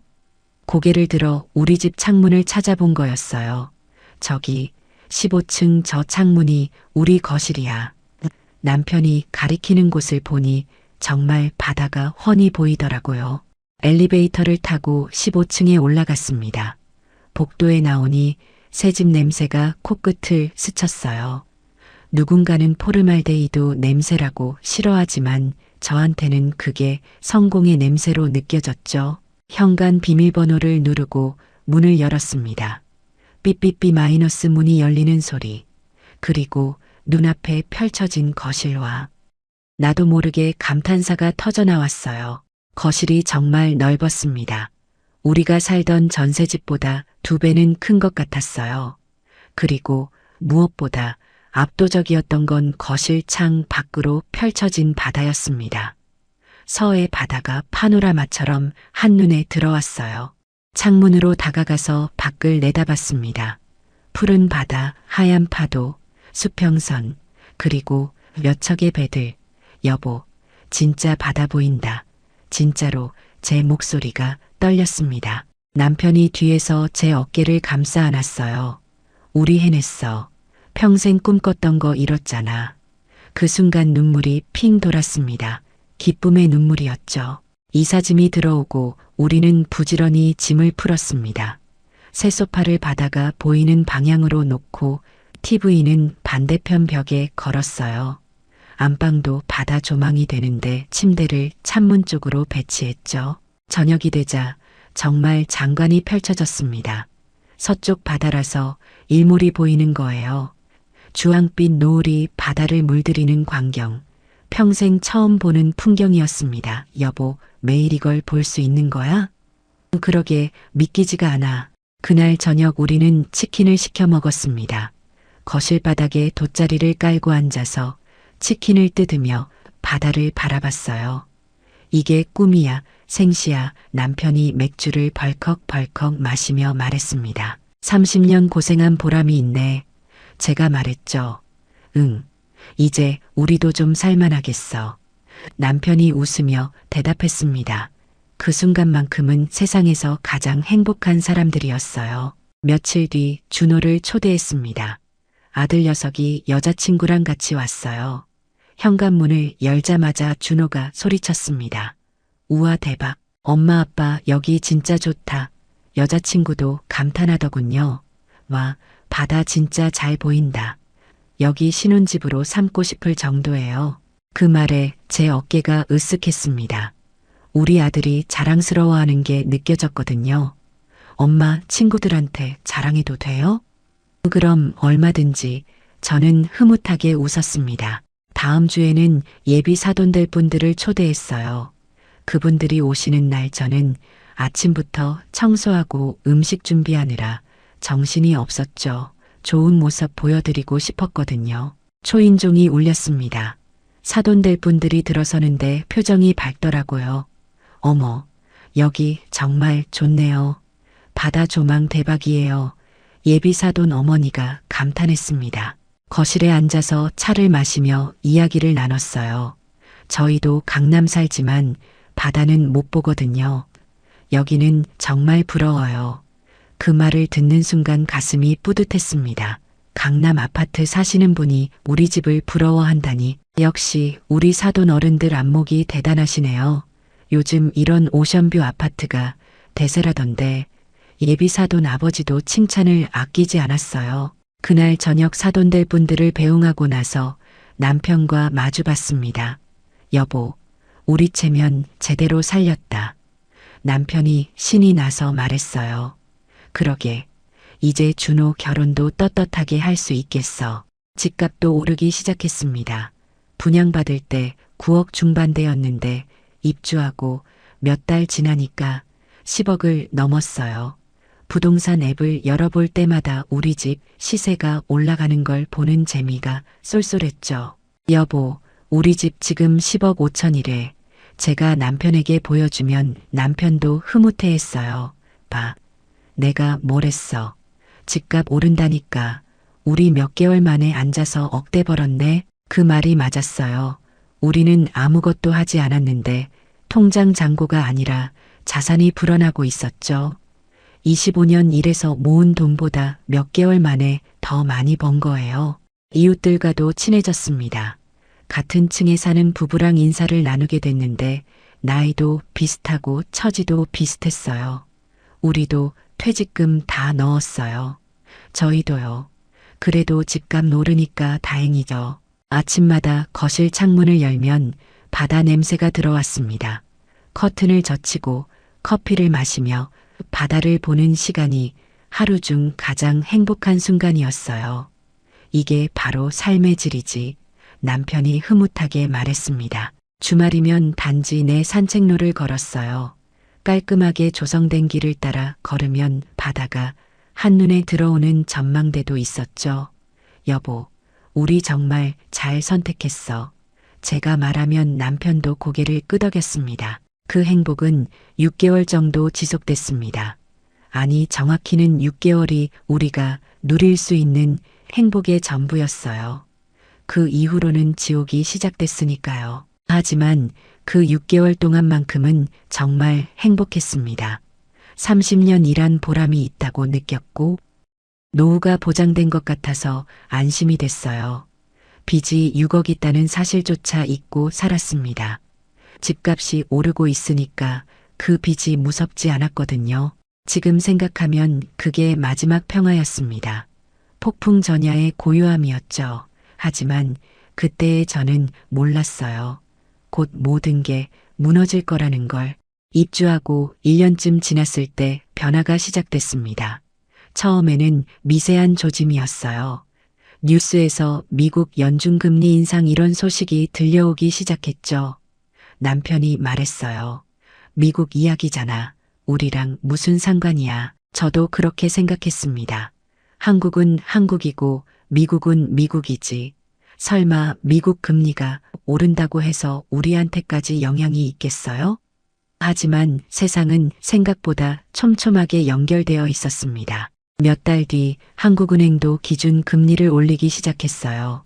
처음엔 0.25%씩 조금씩 올랐죠. 이 정도는 괜찮아. 남편이 말했습니다. 실제로 월 이자가 몇만 원 오르는 정도였으니까 크게 신경 쓰지 않았어요. 하지만 금리는 계단처럼 올라갔습니다.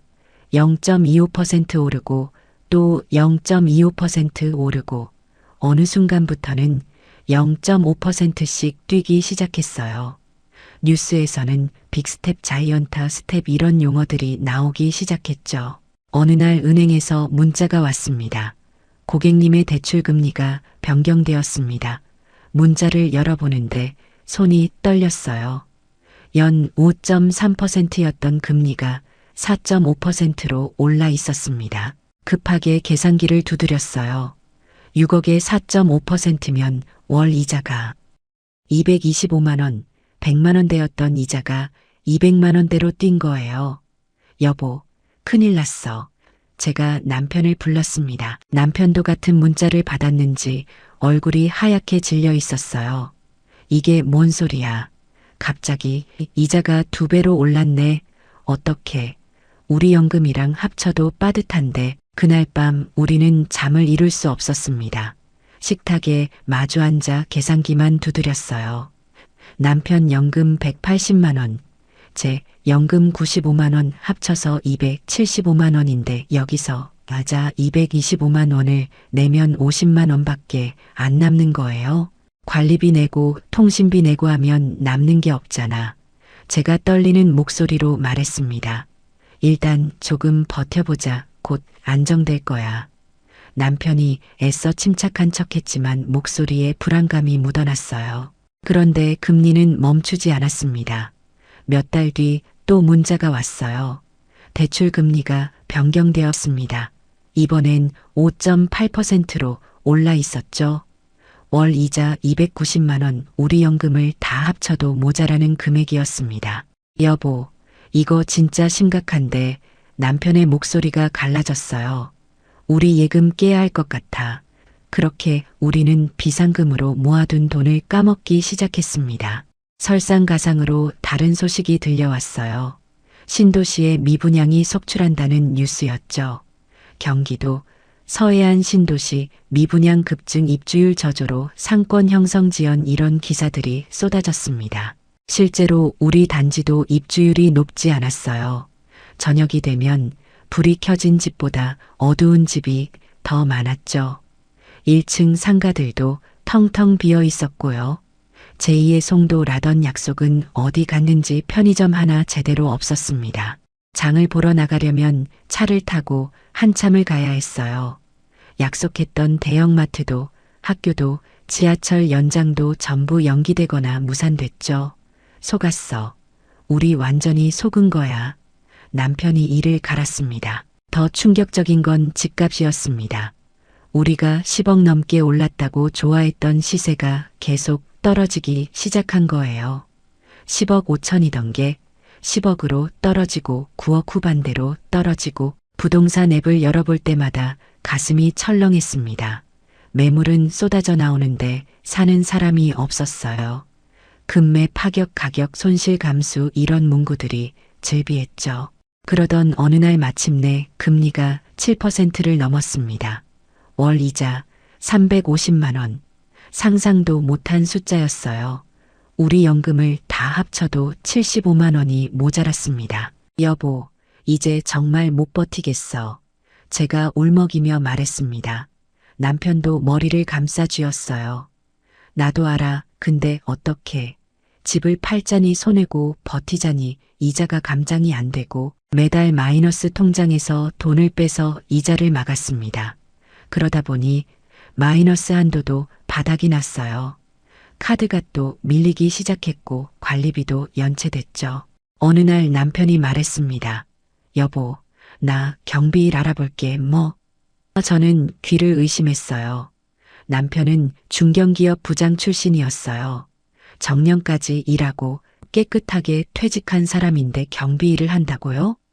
다른 방법이 없어. 월급이라도 벌어야 이자를 낼 수 있잖아. 남편의 목소리가 떨렸습니다. 여보. 제가 눈물을 흘리자 남편이 제 손을 잡았어요. 괜찮아. 일이 귀한 게 어딨어. 돈만 벌면 되는 거지. 그렇게 남편은 아파트 단지 경비 일을 시작했습니다. 첫 출근하는 날 남편이 경비 유니폼을 입고 나가는 모습을 보는데 가슴이 찢어지는 것 같았어요. 부자님이라고 불리던 사람이 이제 경비 아저씨가 되는 거잖아요. 남편의 월급은 200만 원 정도였습니다. 연금이랑 합쳐도 여전히 이자를 내기엔 빠듯했어요. 나도 일을 해야겠어. 제가 결심했습니다. 당신이 뭘 할 건데 공항은 그만둔 지 오래됐잖아. 남편이 걱정스럽게 물었어요. 모르겠어. 뭐라도 해야지. 이대로는 못 살아. 다음 날 저는 동네를 돌아다니며 구인 광고를 찾았습니다. 식당, 카페, 편의점, 여러 곳에 전화를 걸었지만 65이라는 나이가 걸림돌이었어요. 죄송한데 조금 연세가 있으셔서 번번이 거절당했습니다. 며칠을 헤매다가 겨우 찾은 곳이 동네 대형마트 계산대였습니다. 경력 상관없이 채용합니다. 라는 문구가 눈에 들어왔죠. 이력서를 냈더니 다음 날 바로 연락이 왔어요. 내일부터 나오실 수 있으세요? 첫 출근 날 제 모습이 거울에 비쳤습니다. 파란색 앞치마를 두르고 명찰을 단 모습. 30년간 입었던 공항 유니폼과는 너무 달랐어요. 눈물이 핑 돌았지만 꾹 참았습니다. 울어서 뭐가 달라지나요? 계산대에 서는 법을 배웠습니다. 바코드 찍는 법, 카드 결제하는 법, 포인트 적립하는 법. 20대 알바생이 저한테 가르쳐 주는데 자존심이 상했지만 꾹 참았어요. 돈을 벌어야 했으니까요. 어서 오세요. 포인트 카드 있으세요? 봉투 필요하세요? 하루 종일 그 말만 수백 번 반복했습니다. 다리가 퉁퉁 붓고 허리가 끊어질 것 같았지만 버텼어요. 제 월급은 150만 원 정도였습니다. 남편 경비 월급 200만 원, 연금 275만 원, 합쳐서 625만 원, 여기서 이자 350만 원을 내면 275만 원이 남았어요. 관리비 40만 원, 통신비 15만 원, 식비 교통비 하면 빠듯했지만 그래도 버틸만 했습니다. 이제 좀 살 것 같아. 남편이 안도의 한숨을 쉬었어요. 하지만 저는 알고 있었습니다. 이게 끝이 아니라는 걸, 우리가 지금 벼랑 끝에 서 있다는 걸. 창밖으로 바다가 보였습니다. 예전에는 그렇게 아름답게 보이던 바다가 이제는 저를 비웃는 것 같았어요. 바다 보며 노후 보내자던 우리의 꿈은 어디로 간 걸까요? 밤마다 남편과 저는 식탁에 마주 앉아 한숨만 쉬었습니다. 대화도 줄었어요. 무슨 이야기를 해도 결국 돈 이야기로 귀결됐으니까요. 이자가, 관리비가, 대출이, 그런 단어들만 오갔죠. 준호는 눈치를 챈 듯했습니다. 전화를 걸 때마다 엄마 아빠 괜찮아요? 물었어요. 응, 괜찮아. 걱정 마. 거짓말을 했습니다. 아들한테까지 짐이 되고 싶지 않았거든요. 하지만 거짓말로 버틸 수 있는 시간도 얼마 남지 않았습니다. 곧 모든 게 들통날 날이 오고 있었으니까요. 마트 계산대에서 일한 지 석 달쯤 됐을 때였습니다. 이제 좀 일에 익숙해질 때였죠. 바코드 찍는 것도 능숙해졌고 손님들 응대하는 것도 자연스러워졌어요. 그날은 토요일 오후였습니다. 주말이라 마트에 손님이 많았어요. 저는 3번 계산대에서 연신 바코드를 찍고 있었죠. 어서 오세요. 포인트 카드 있으세요? 기계적으로 말을 반복했습니다. 다음 손님 차례가 됐습니다. 어서 오세요. 고개를 들지도 않고 인사를 했어요. 손님이 카트를 밀고 오는 소리가 들렸죠. 물건을 꺼내 계산대에 올리기 시작했습니다. 유기농 채소, 수입 과일, 고급 치즈, 와인 한 병, 제법 비싼 물건들이었어요. 바코드를 찍으면서 무심코 손님의 손을 봤는데 명품 시계가 보이더라고요. 그때였습니다. 뭔가 이상한 느낌이 들었어요. 익숙한 향수 냄새가 났거든요. 고개를 들었습니다. 그리고 얼어붙었습니다. 박선영이었습니다. 30년 가까이 같이 일했던 공항 동기, 제가 퇴직할 때 송별회를 열어줬던 바로 그 사람. 선영이도 저를 알아봤습니다. 눈이 커지면서 입이 벌어지더군요. 명숙 씨? 심장이 쿵하고 내려앉았습니다. 온몸에 식은 땀이 흘렀어요. 이럴 수가. 하필이면 선영이를. 그것도 여기서 만나다니. 저는 말문이 막혔습니다. 뭐라고 대답해야 할지 몰랐어요. 그냥 시선을 피하고 싶었지만 손님과 계산원이라는 관계상 도망칠 수도 없었죠. 포인트 카드 있으세요? 겨우 그 말을 꺼냈습니다. 제 목소리가 떨리는 게 느껴졌어요. 선영이는 당황한 표정으로 저를 쳐다봤습니다. 그녀의 눈빛에서 여러 감정이 스쳐 지나갔어요. 놀라움, 당혹감, 그리고 동정. 네, 선영이가 가방에서 카드를 꺼내 건넸습니다.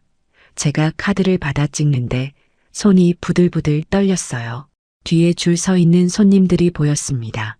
20명은 넘게 기다리고 있었어요. 다들 저희를 쳐다보고 있었죠. 왜 계산이 이렇게 느리냐는 눈빛들. 합계 15만 3천 원입니다. 겨우 말을 했습니다. 선영이가 카드를 내밀었고 저는 기계에 꽂았어요. 결제가 되는 동안에 그 침묵 몇 초였는지 모르겠지만 영겁처럼 느껴졌습니다. 선영이는 계속 저를 쳐다봤고 저는 계산대 화면만 응시했어요. 영수증이 나왔습니다. 영수증 드립니다. 제가 건네는데 선영이가 제 손을 살짝 잡았어요. 명숙 씨, 언제부터 여기서? 그녀의 목소리가 조심스러웠습니다. 죄송합니다만 다음 손님 계산해야 해서요. 저는 차갑게 말하고 다음 손님을 불렀어요. 다음 손님 어서 오세요. 선영이는 한동안 그 자리에 서 있었습니다. 뭔가 말을 하고 싶어 하는 것 같았지만 결국 입을 다물고 계산대를 떠났어요. 뒤돌아서 가는 그녀의 뒷모습이 보였습니다. 다음 손님 물건을 찍으면서도 정신이 하나도 없었어요. 바코드를 잘못 찍고 다시 찍고 손님이 짜증을 냈지만 제대로 사과도 못했습니다. 매니저가 다가왔어요. 괜찮아요? 얼굴이 안 좋은데. 네, 괜찮습니다. 거짓말을 했습니다. 그날 퇴근할 때까지 제 손은 계속 떨렸습니다. 집에 돌아오는 버스 안에서 창밖만 멍하니 쳐다봤어요. 선영이의 그 표정이 계속 머릿속에 맴돌았습니다. 명품 시계를 차고 고급 식재료를 사러 온 선영이, 그리고 파란 앞치마를 두르고 바코드를 찍는 저. 30년 전 같은 자리에서 시작했는데 지금은 이렇게 다른 위치에 서 있는 거예요. 집에 도착해서 현관문을 열었습니다. 남편이 거실에 앉아 있었어요. 왔어? 힘들었지? 응. 저는 대답도 제대로 못하고 소파에 주저앉았습니다. 무슨 일 있어? 얼굴이 왜 그래? 남편이 걱정스럽게 물었습니다. 아무것도 아니야. 말하고 싶지 않았어요. 말하면 더 비참해질 것 같았거든요. 하지만 남편이 계속 물어서 결국 털어놨습니다. 오늘 공항 동기를 만났어. 마트에서 뭐? 남편의 얼굴이 굳었습니다. 선영이었어. 나한테 물건 계산하러 왔더라고. 말하는데 눈물이 났습니다. 그 애가 뭐래? 아무 말도 안 했어. 그냥 가던데. 남편이 한숨을 쉬었습니다. 들켰구나. 응. 이제 곧 소문 나겠지. 공항 사람들한테. 실제로 그랬습니다. 다음 날 저녁에 오래된 공항 동료들 카카오톡 단체방에서 메시지가 오기 시작했어요. 명수가 요즘 어떻게 지내? 어느 동료가 물었습니다. 저는 대답하지 않았어요. 그런데 다른 메시지들이 올라오더군요. 명숙이 지금 마트에서 일한대. 진짜? 어느 마트? 서해안 쪽 신도시 이마트래. 메시지를 보는데 손이 떨렸습니다. 선영이가 말했나 봐요. 아니면 누군가 또 받거나, 집 잘못 사서 고생한다던데. 안 됐다. 좋을 때 그만뒀어야지. 요즘 부동산 건드리면 안 되는데. 그 메시지들을 보면서 눈물이 났습니다. 동정 어린 말들. 안타까워하는 척하지만 속으로는 우월감을 느끼는 게 느껴졌어요. 그리고 마지막 메시지. 그래도 명숙이는 열심히 사네. 나이 들어서도 일하는 게 대단해. 위로처럼 들렸지만 그게 더 치욕적이었습니다. 저는 그 단체방을 나왔습니다. 더 이상 그들과 같은 공간에 있고 싶지 않았어요.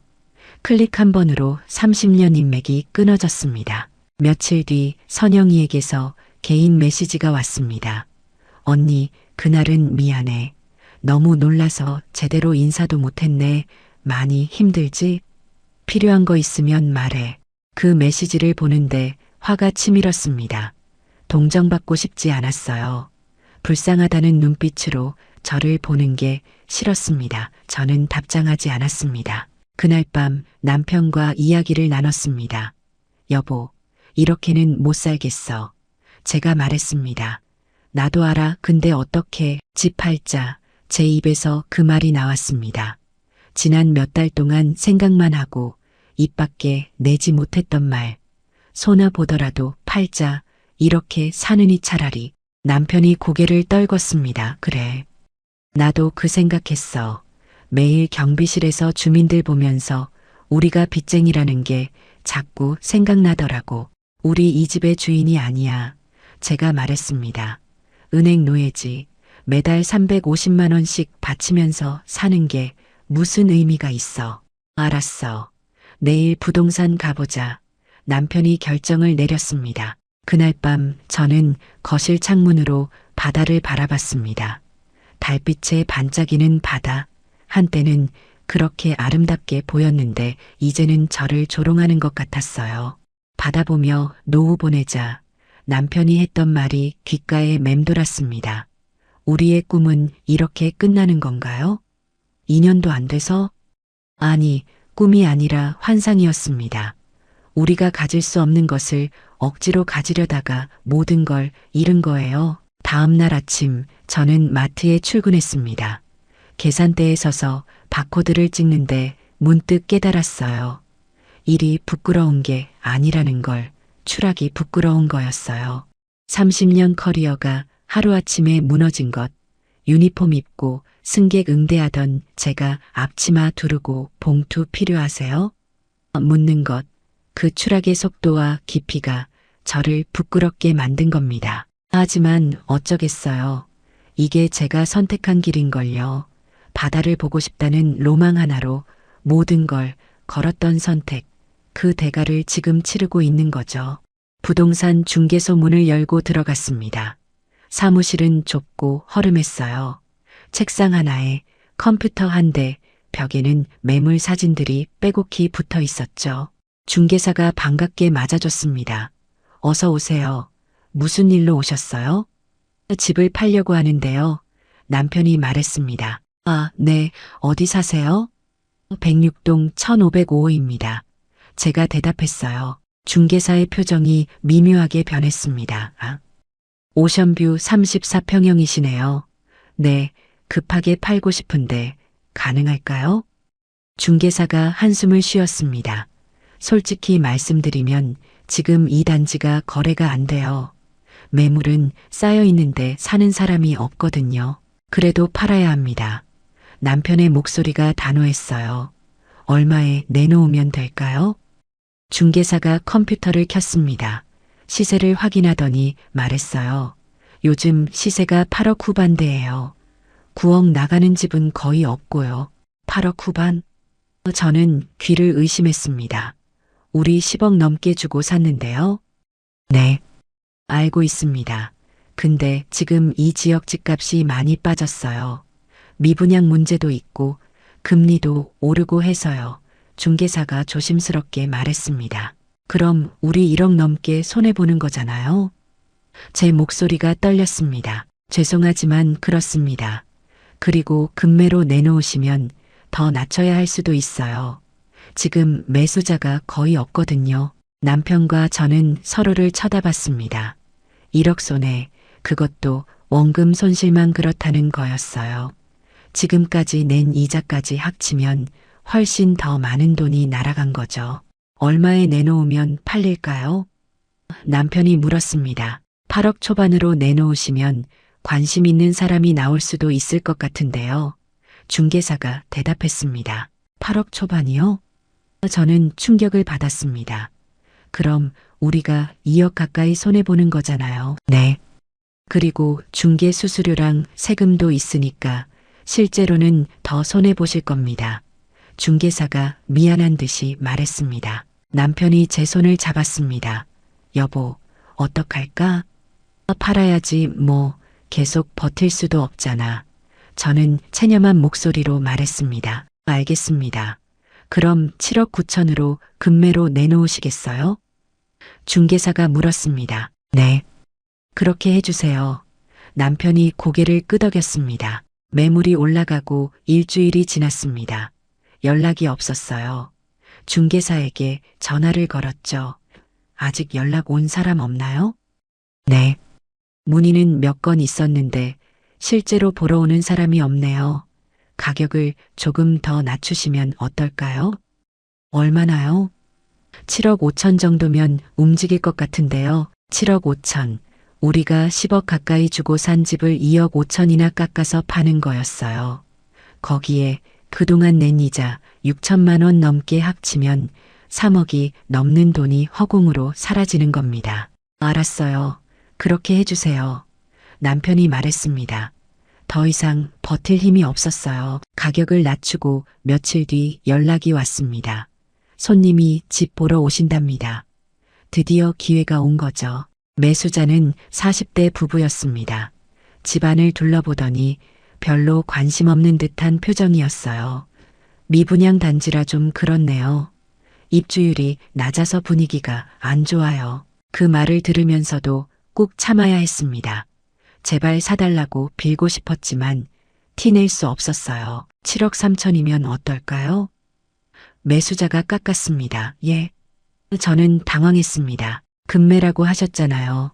저희도 대출받아야 해서요. 7억 3천이면 고려해 볼게요. 매수자의 태도가 당당했습니다. 남편과 저는 복도로 나와 의논했습니다. 여보, 어떡할까? 또 깎는데 받자. 더 기다리면 더 손해야. 결국 7억 3천에 계약했습니다. 10억 가까이 주고 산 집을 7억 3천에 판 거예요. 계약금을 받고 나서 저는 눈물이 났습니다. 잔금 치르는 날이 왔습니다. 은행에 모여서 서류를 작성했어요. 잔금이 들어오고 대출금 6억을 갚았습니다.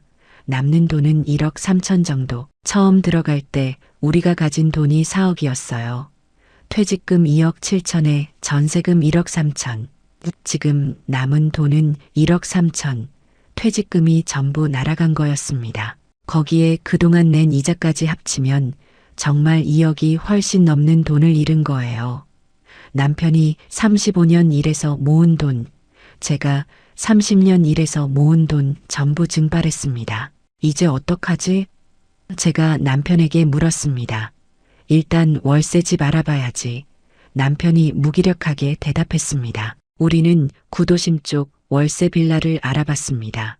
보증금 1,000만 원에 월세 60만 원짜리 집이었어요. 20년 넘은 빌라, 엘리베이터도 없고 주차장도 협소했습니다. 이사 가는 날 짐을 싸면서 거실을 마지막으로 둘러봤습니다. 창밖으로 보이는 바다. 한때는 그렇게 보고 싶었던 그 바다가 이제는 악몽처럼 느껴졌어요. 가자. 남편이 제 손을 잡았습니다. 우리는 집 열쇠를 반납하고 106동을 나왔습니다. 새 집에 도착했을 때 현실이 느껴졌습니다. 좁은 거실, 낡은 벽지, 그리고 창문 밖에 보이는 옆집 벽 바다는커녕 하늘도 제대로 안 보였어요. 짐을 풀면서 준호에게 전화를 걸었습니다. 준호야, 응, 엄마. 미안해. 우리 집 팔았어. 준호가 잠시 침묵하더니 말했습니다. 괜찮아요. 엄마, 집이 뭐가 중요해요. 엄마 아빠가 건강하면 되죠. 준호야. 결혼도 좀 미뤄야 할 것 같아. 엄마 아빠가 지금 도와줄 형편이 안 돼서 그 말을 하는데 목이 메었습니다. 엄마, 나 괜찮아요. 저희끼리 알아서 할게요. 엄마 아빠는 걱정 마세요. 준호의 목소리도 떨렸습니다. 전화를 끊고 소파에 주저앉았습니다. 아들한테까지 짐이 되다니 결혼 자금도 못 대주고 오히려 걱정 끼치고 그날 밤 좁은 거실에서 남편과 마주 앉았습니다. 여보, 우리 뭘 잘못한 걸까? 제가 물었습니다. 다 내 탓이야. 내가 받아보자고 졸랐잖아. 남편이 자책했습니다. 아니야, 나도 원한 거잖아.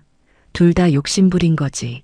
제가 말했습니다. 우리는 한참을 말없이 앉아 있었습니다.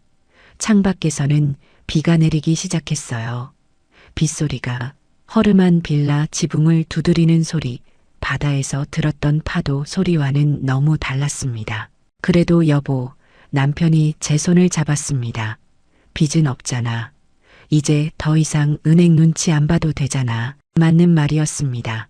집은 잃었지만 빚도 청산했어요.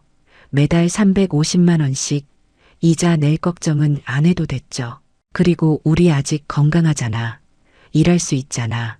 남편이 말을 이었습니다. 그래, 우리 다시 시작하자. 제가 고개를 끄덕였습니다. 처음부터 다시. 이번엔 욕심 부리지 말고. 그날 밤 우리는 오랜만에 서로를 껴안고 잤습니다.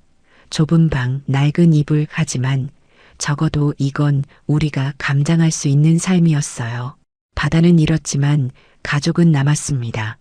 돈은 날아갔지만 건강은 남았어요. 그걸로 충분하다고 그렇게 믿으려고 애썼습니다. 그렇게 월세 빌라로 이사한 지 1년이 지났습니다. 저는 여전히 마트 계산대에서 일하고 있고 남편도 경비 일을 계속하고 있어요. 처음에는 이 좁은 집이 답답했습니다. 34평에서 살다가 20평도 안 되는 빌라로 오니 숨이 막히는 것 같았죠. 창문을 열어도 옆집 벽만 보이고 바다는커녕 하늘도 제대로 보이지 않았어요. 하지만 시간이 지나면서 깨달았습니다. 집의 크기가 행복의 크기는 아니라는 거요. 오히려 좁은 집에서 우리는 더 가까워졌어요. 34평 아파트에 살 때는 거실이 넓어서 남편은 소파에 저는 안방에 각자 떨어져 있었습니다. 대화도 별로 없었고 서로 얼굴 볼 일도 없었죠. 빚 걱정에 눈치만 보며 살았어요.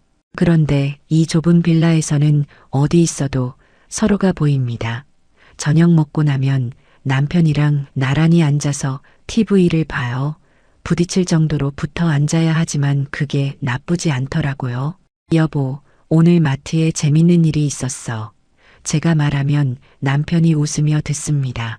나도 오늘 경비실에서 재밌는 일 있었는데 우리는 다시 대화를 나누기 시작했어요.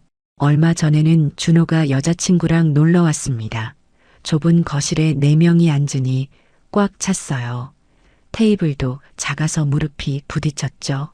엄마, 여기 아늑하다. 준호가 말했습니다. 좁지? 제가 미안한 마음에 물었어요. 아니, 진짜로 예전 집은 너무 넓어서 텅 빈 느낌이었는데 여기는 따뜻한 느낌이야. 준호의 말에 가슴이 뭉클했습니다. 여자친구도 고개를 끄덕였어요. 저도 이런 분위기 좋아요. 가족 같은 느낌이에요. 그날 우리는 좁은 거실에서 치킨을 먹으며 웃고 떠들었습니다. 34평 아파트에서는 한 번도 없었던 일이에요. 그때는 집이 넓어서 각자 방에 흩어져 있었거든요. 마트 일도 이제는 익숙해졌습니다. 처음에는 수치스럽고 자존심 상했지만 지금은 생각이 달라졌어요. 며칠 전에 동네 아주머니가 계산하러 오셨는데 말을 걸더라고요. 아가씨, 항상 친절하시네요. 덕분에 기분 좋게 장 보고 갑니다. 그 말을 듣는데 뭔가 깨달았습니다. 일에는 귀천이 없다는 걸, 공항에서 승객 응대하던 것도 마트에서 손님 응대하는 것도 본질은 같다는 거려. 사람들에게 친절하게 서비스를 제공하는 일, 그게 제가 30년간 해온 일이었고 지금도 하고 있는 일입니다. 장소가 바뀌었을 뿐이죠. 제가 부끄러웠던 건 일 자체가 아니었어요. 추락이 부끄러웠던 겁니다. 유니폼 입고 당당하게 일하던 제가 알치마 두르고 다코다 찢는 모습, 그 낙차가 저를 힘들게 했던 거죠. 하지만 이제는 압니다. 어떤 자리에 있든 성실하게 일하면 그게 자랑스러운 거라는 걸. 남의 시선 때문에 제 가치가 떨어지는 건 아니라는 거요. 요즘은 남편이랑 저녁에 산책을 자주 합니다. 우리 동네는 신도시처럼 화려하지 않아요. 오래된 건물들이 다닥다닥 붙어 있고 길도 좁죠. 하지만 정이 있습니다. 슈퍼 아저씨가 인사해주고 동네 할머니가 말을 걸어주고 사람 사는 냄새가 나는 곳이에요. 산책하면서 남편이 말했습니다. 여보, 우리 그때 실수한 게 뭔지 알아? 뭔데? 제가 물었습니다. 퇴직금 건드린 거. 그게 가장 큰 실수였어. 남편이 한숨을 쉬었어요. 맞는 말이었습니다. 퇴직금은 평생 일한 대가였어요. 우리의 마지막 버팀목이었죠. 그걸 함부로 투자에 쓰면 안 되는 거였어요. 그리고 변동금리, 제가 말을 이었습니다. 그게 도박이었어. 금리가 오를 거라는 생각을 못 했잖아. 은행 직원이 2년만 쓰다가 고정으로 갈아타라고 했죠. 하지만 세상은 우리 계획대로 되지 않았어요. 1년도 안 돼서 금리가 3배로 뛰었고 우리는 속수무책이었습니다. 대출 받을 때 최악의 상황을 생각했어야 했어. 남편이 말했습니다. 금리가 7%까지 오를 수도 있다고 가정하고 그래도 감당 가능한지 따져봤어야 했는데 우리 너무 낙관적으로 생각했지. 제가 고개를 끄덕였습니다. 집값은 계속 오르고 금리는 계속 내려갈 거라고 믿었잖아. 그리고 사돈체면 남편이 쓴웃음을 지었어요. 그게 우리를 망친 거야. 사돈될 분들 집이 강남이라고 우리도 반듯한 집이 있어야 한다는 생각. 저도 인정했습니다. 허영이었어. 남들 시선을 너무 의식한 거지. 전세살이가 뭐가 창피해. 성실하게 살면 되는 건데. 우리는 벤치에 앉아 한참을 이야기했습니다. 지난 2년간의 일들, 후회되는 선택들, 그리고 배운 것들. 제일 큰 교훈은 뭐야? 제가 남편에게 물었습니다. 로망 때문에 현실을 버리면 안 된다는 거. 남편이 대답했어요. 받아보고 싶다는 로망 하나로 평생 모은 돈을 다 걸었잖아. 그게 얼마나 어리석은 짓이었는지. 분양 홍보관 말도 너무 믿었어. 제가 말했습니다. 제2의 송도, 지하철 연장, 대형 쇼핑몰. 다 거짓말이었잖아. 우리가 너무 순진했던 거지. 노후 자금은 절대 건드리면 안 돼. 남편이 단호하게 말했습니다. 투자하면 안 돼. 그냥 안전하게 예금에 넣어두고 조금씩 써야 하는 거야. 불리려고 하다가 다 잃어버렸잖아. 집으로 돌아오는 길, 저는 남편 손을 꼭 잡았습니다. 여보, 그래도 우리 다시 시작할 수 있어서 다행이야. 나이가 70, 80이었으면 어쩔 뻔했어. 그러게, 아직 건강하니까 일할 수 있고 다시 모을 수도 있지. 남편도 제 손을 꼭 쥐었습니다. 요즘 준호에게서 좋은 소식이 들려왔습니다. 결혼 날짜를 잡았다고요. 엄마 아빠, 저희끼리 알아서 할게요. 작은 결혼식으로 조촐하게 할 거예요. 미안하다 준호야. 제가 말했습니다. 엄마 괜찮아요. 오히려 제가 더 좋아요. 허례허식 없이 진짜 사랑하는 사람들만 모이는 게. 준호의 목소리가 밝았습니다. 며칠 전에는 준호가 기쁜 소식을 전해줬습니다. 엄마, 우리 아기 생길 것 같아요. 정말? 저는 소리를 질렀습니다. 네, 아직 확실한 건 아니지만 다음 주에 병원 가볼 거예요. 준호의 목소리에 설렘이 묻어났어요. 손주를 볼 날이 얼마 안 남았다는 생각에 가슴이 벅찼습니다. 34평 아파트보다 손주가 훨씬 더 소중하죠. 여보, 우리 곧 할아버지 할머니 된대. 제가 남편에게 말했습니다. 진짜? 와, 드디어 남편이 활짝 웃었습니다. 손주 보면서 노후 보내는 게 진짜 행복인 거야. 받아보는 게 아니라. 맞는 말입니다. 우리는 받아보며 노후 보내겠다고 했지만 진짜 행복은 가족이 함께 있는 거였어요. 지금 우리는 빚이 없습니다. 집은 월세지만 매달 감당할 수 있는 돈이에요. 마트에서 버는 150만 원, 남편이 경비로 버는 200만 원, 연금 275만 원 합치면 625만 원입니다. 월세 60만 원, 관리비 20만 원, 생활비 300만 원 쓰고도 매달 200만 원 넘게 저축할 수 있어요. 조금씩이지만 다시 모으고 있습니다. 5년만 이렇게 살면 1억은 모을 수 있을 거예요. 그때 가면 작은 전세라도 들어갈 수 있겠죠. 욕심 부리지 않고 우리 분수에 맞게 살 겁니다. 창밖을 봅니다. 옆집 벽이 보이고 좁은 골목이 보여요. 바다는 보이지 않지만 괜찮습니다. 저 가다가 우리한테 얼마나 비싼 대가를 치르게 했는지 이제 알거든요. 어제 마트에서 있었던 일입니다. 한 손님이 계산하면서 물어보더라고요.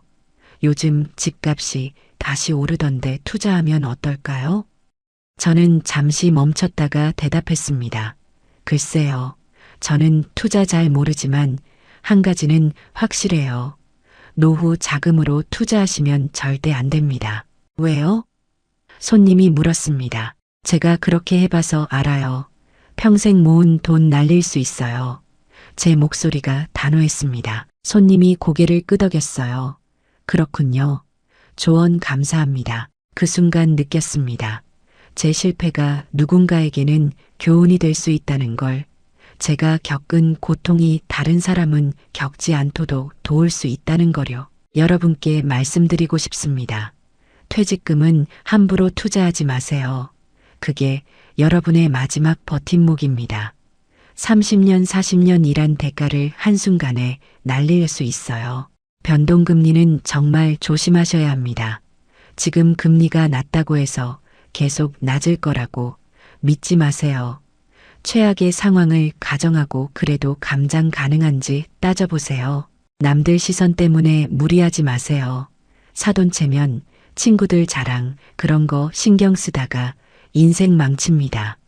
전세살이가 뭐가 창피해요. 빚 없이 사는 게 훨씬 자랑스러운 겁니다. 로망은 아름답지만 현실을 버리면 안 됩니다. 받아보고 싶다는 로망 하나로 모든 걸 걸면 안 돼요. 분양 홍보관 말도 다 믿지 마세요. 그건 팔려고 하는 말입니다. 노후 자금은 절대 건드리지 마세요. 불리려고 하다가 잃어버립니다.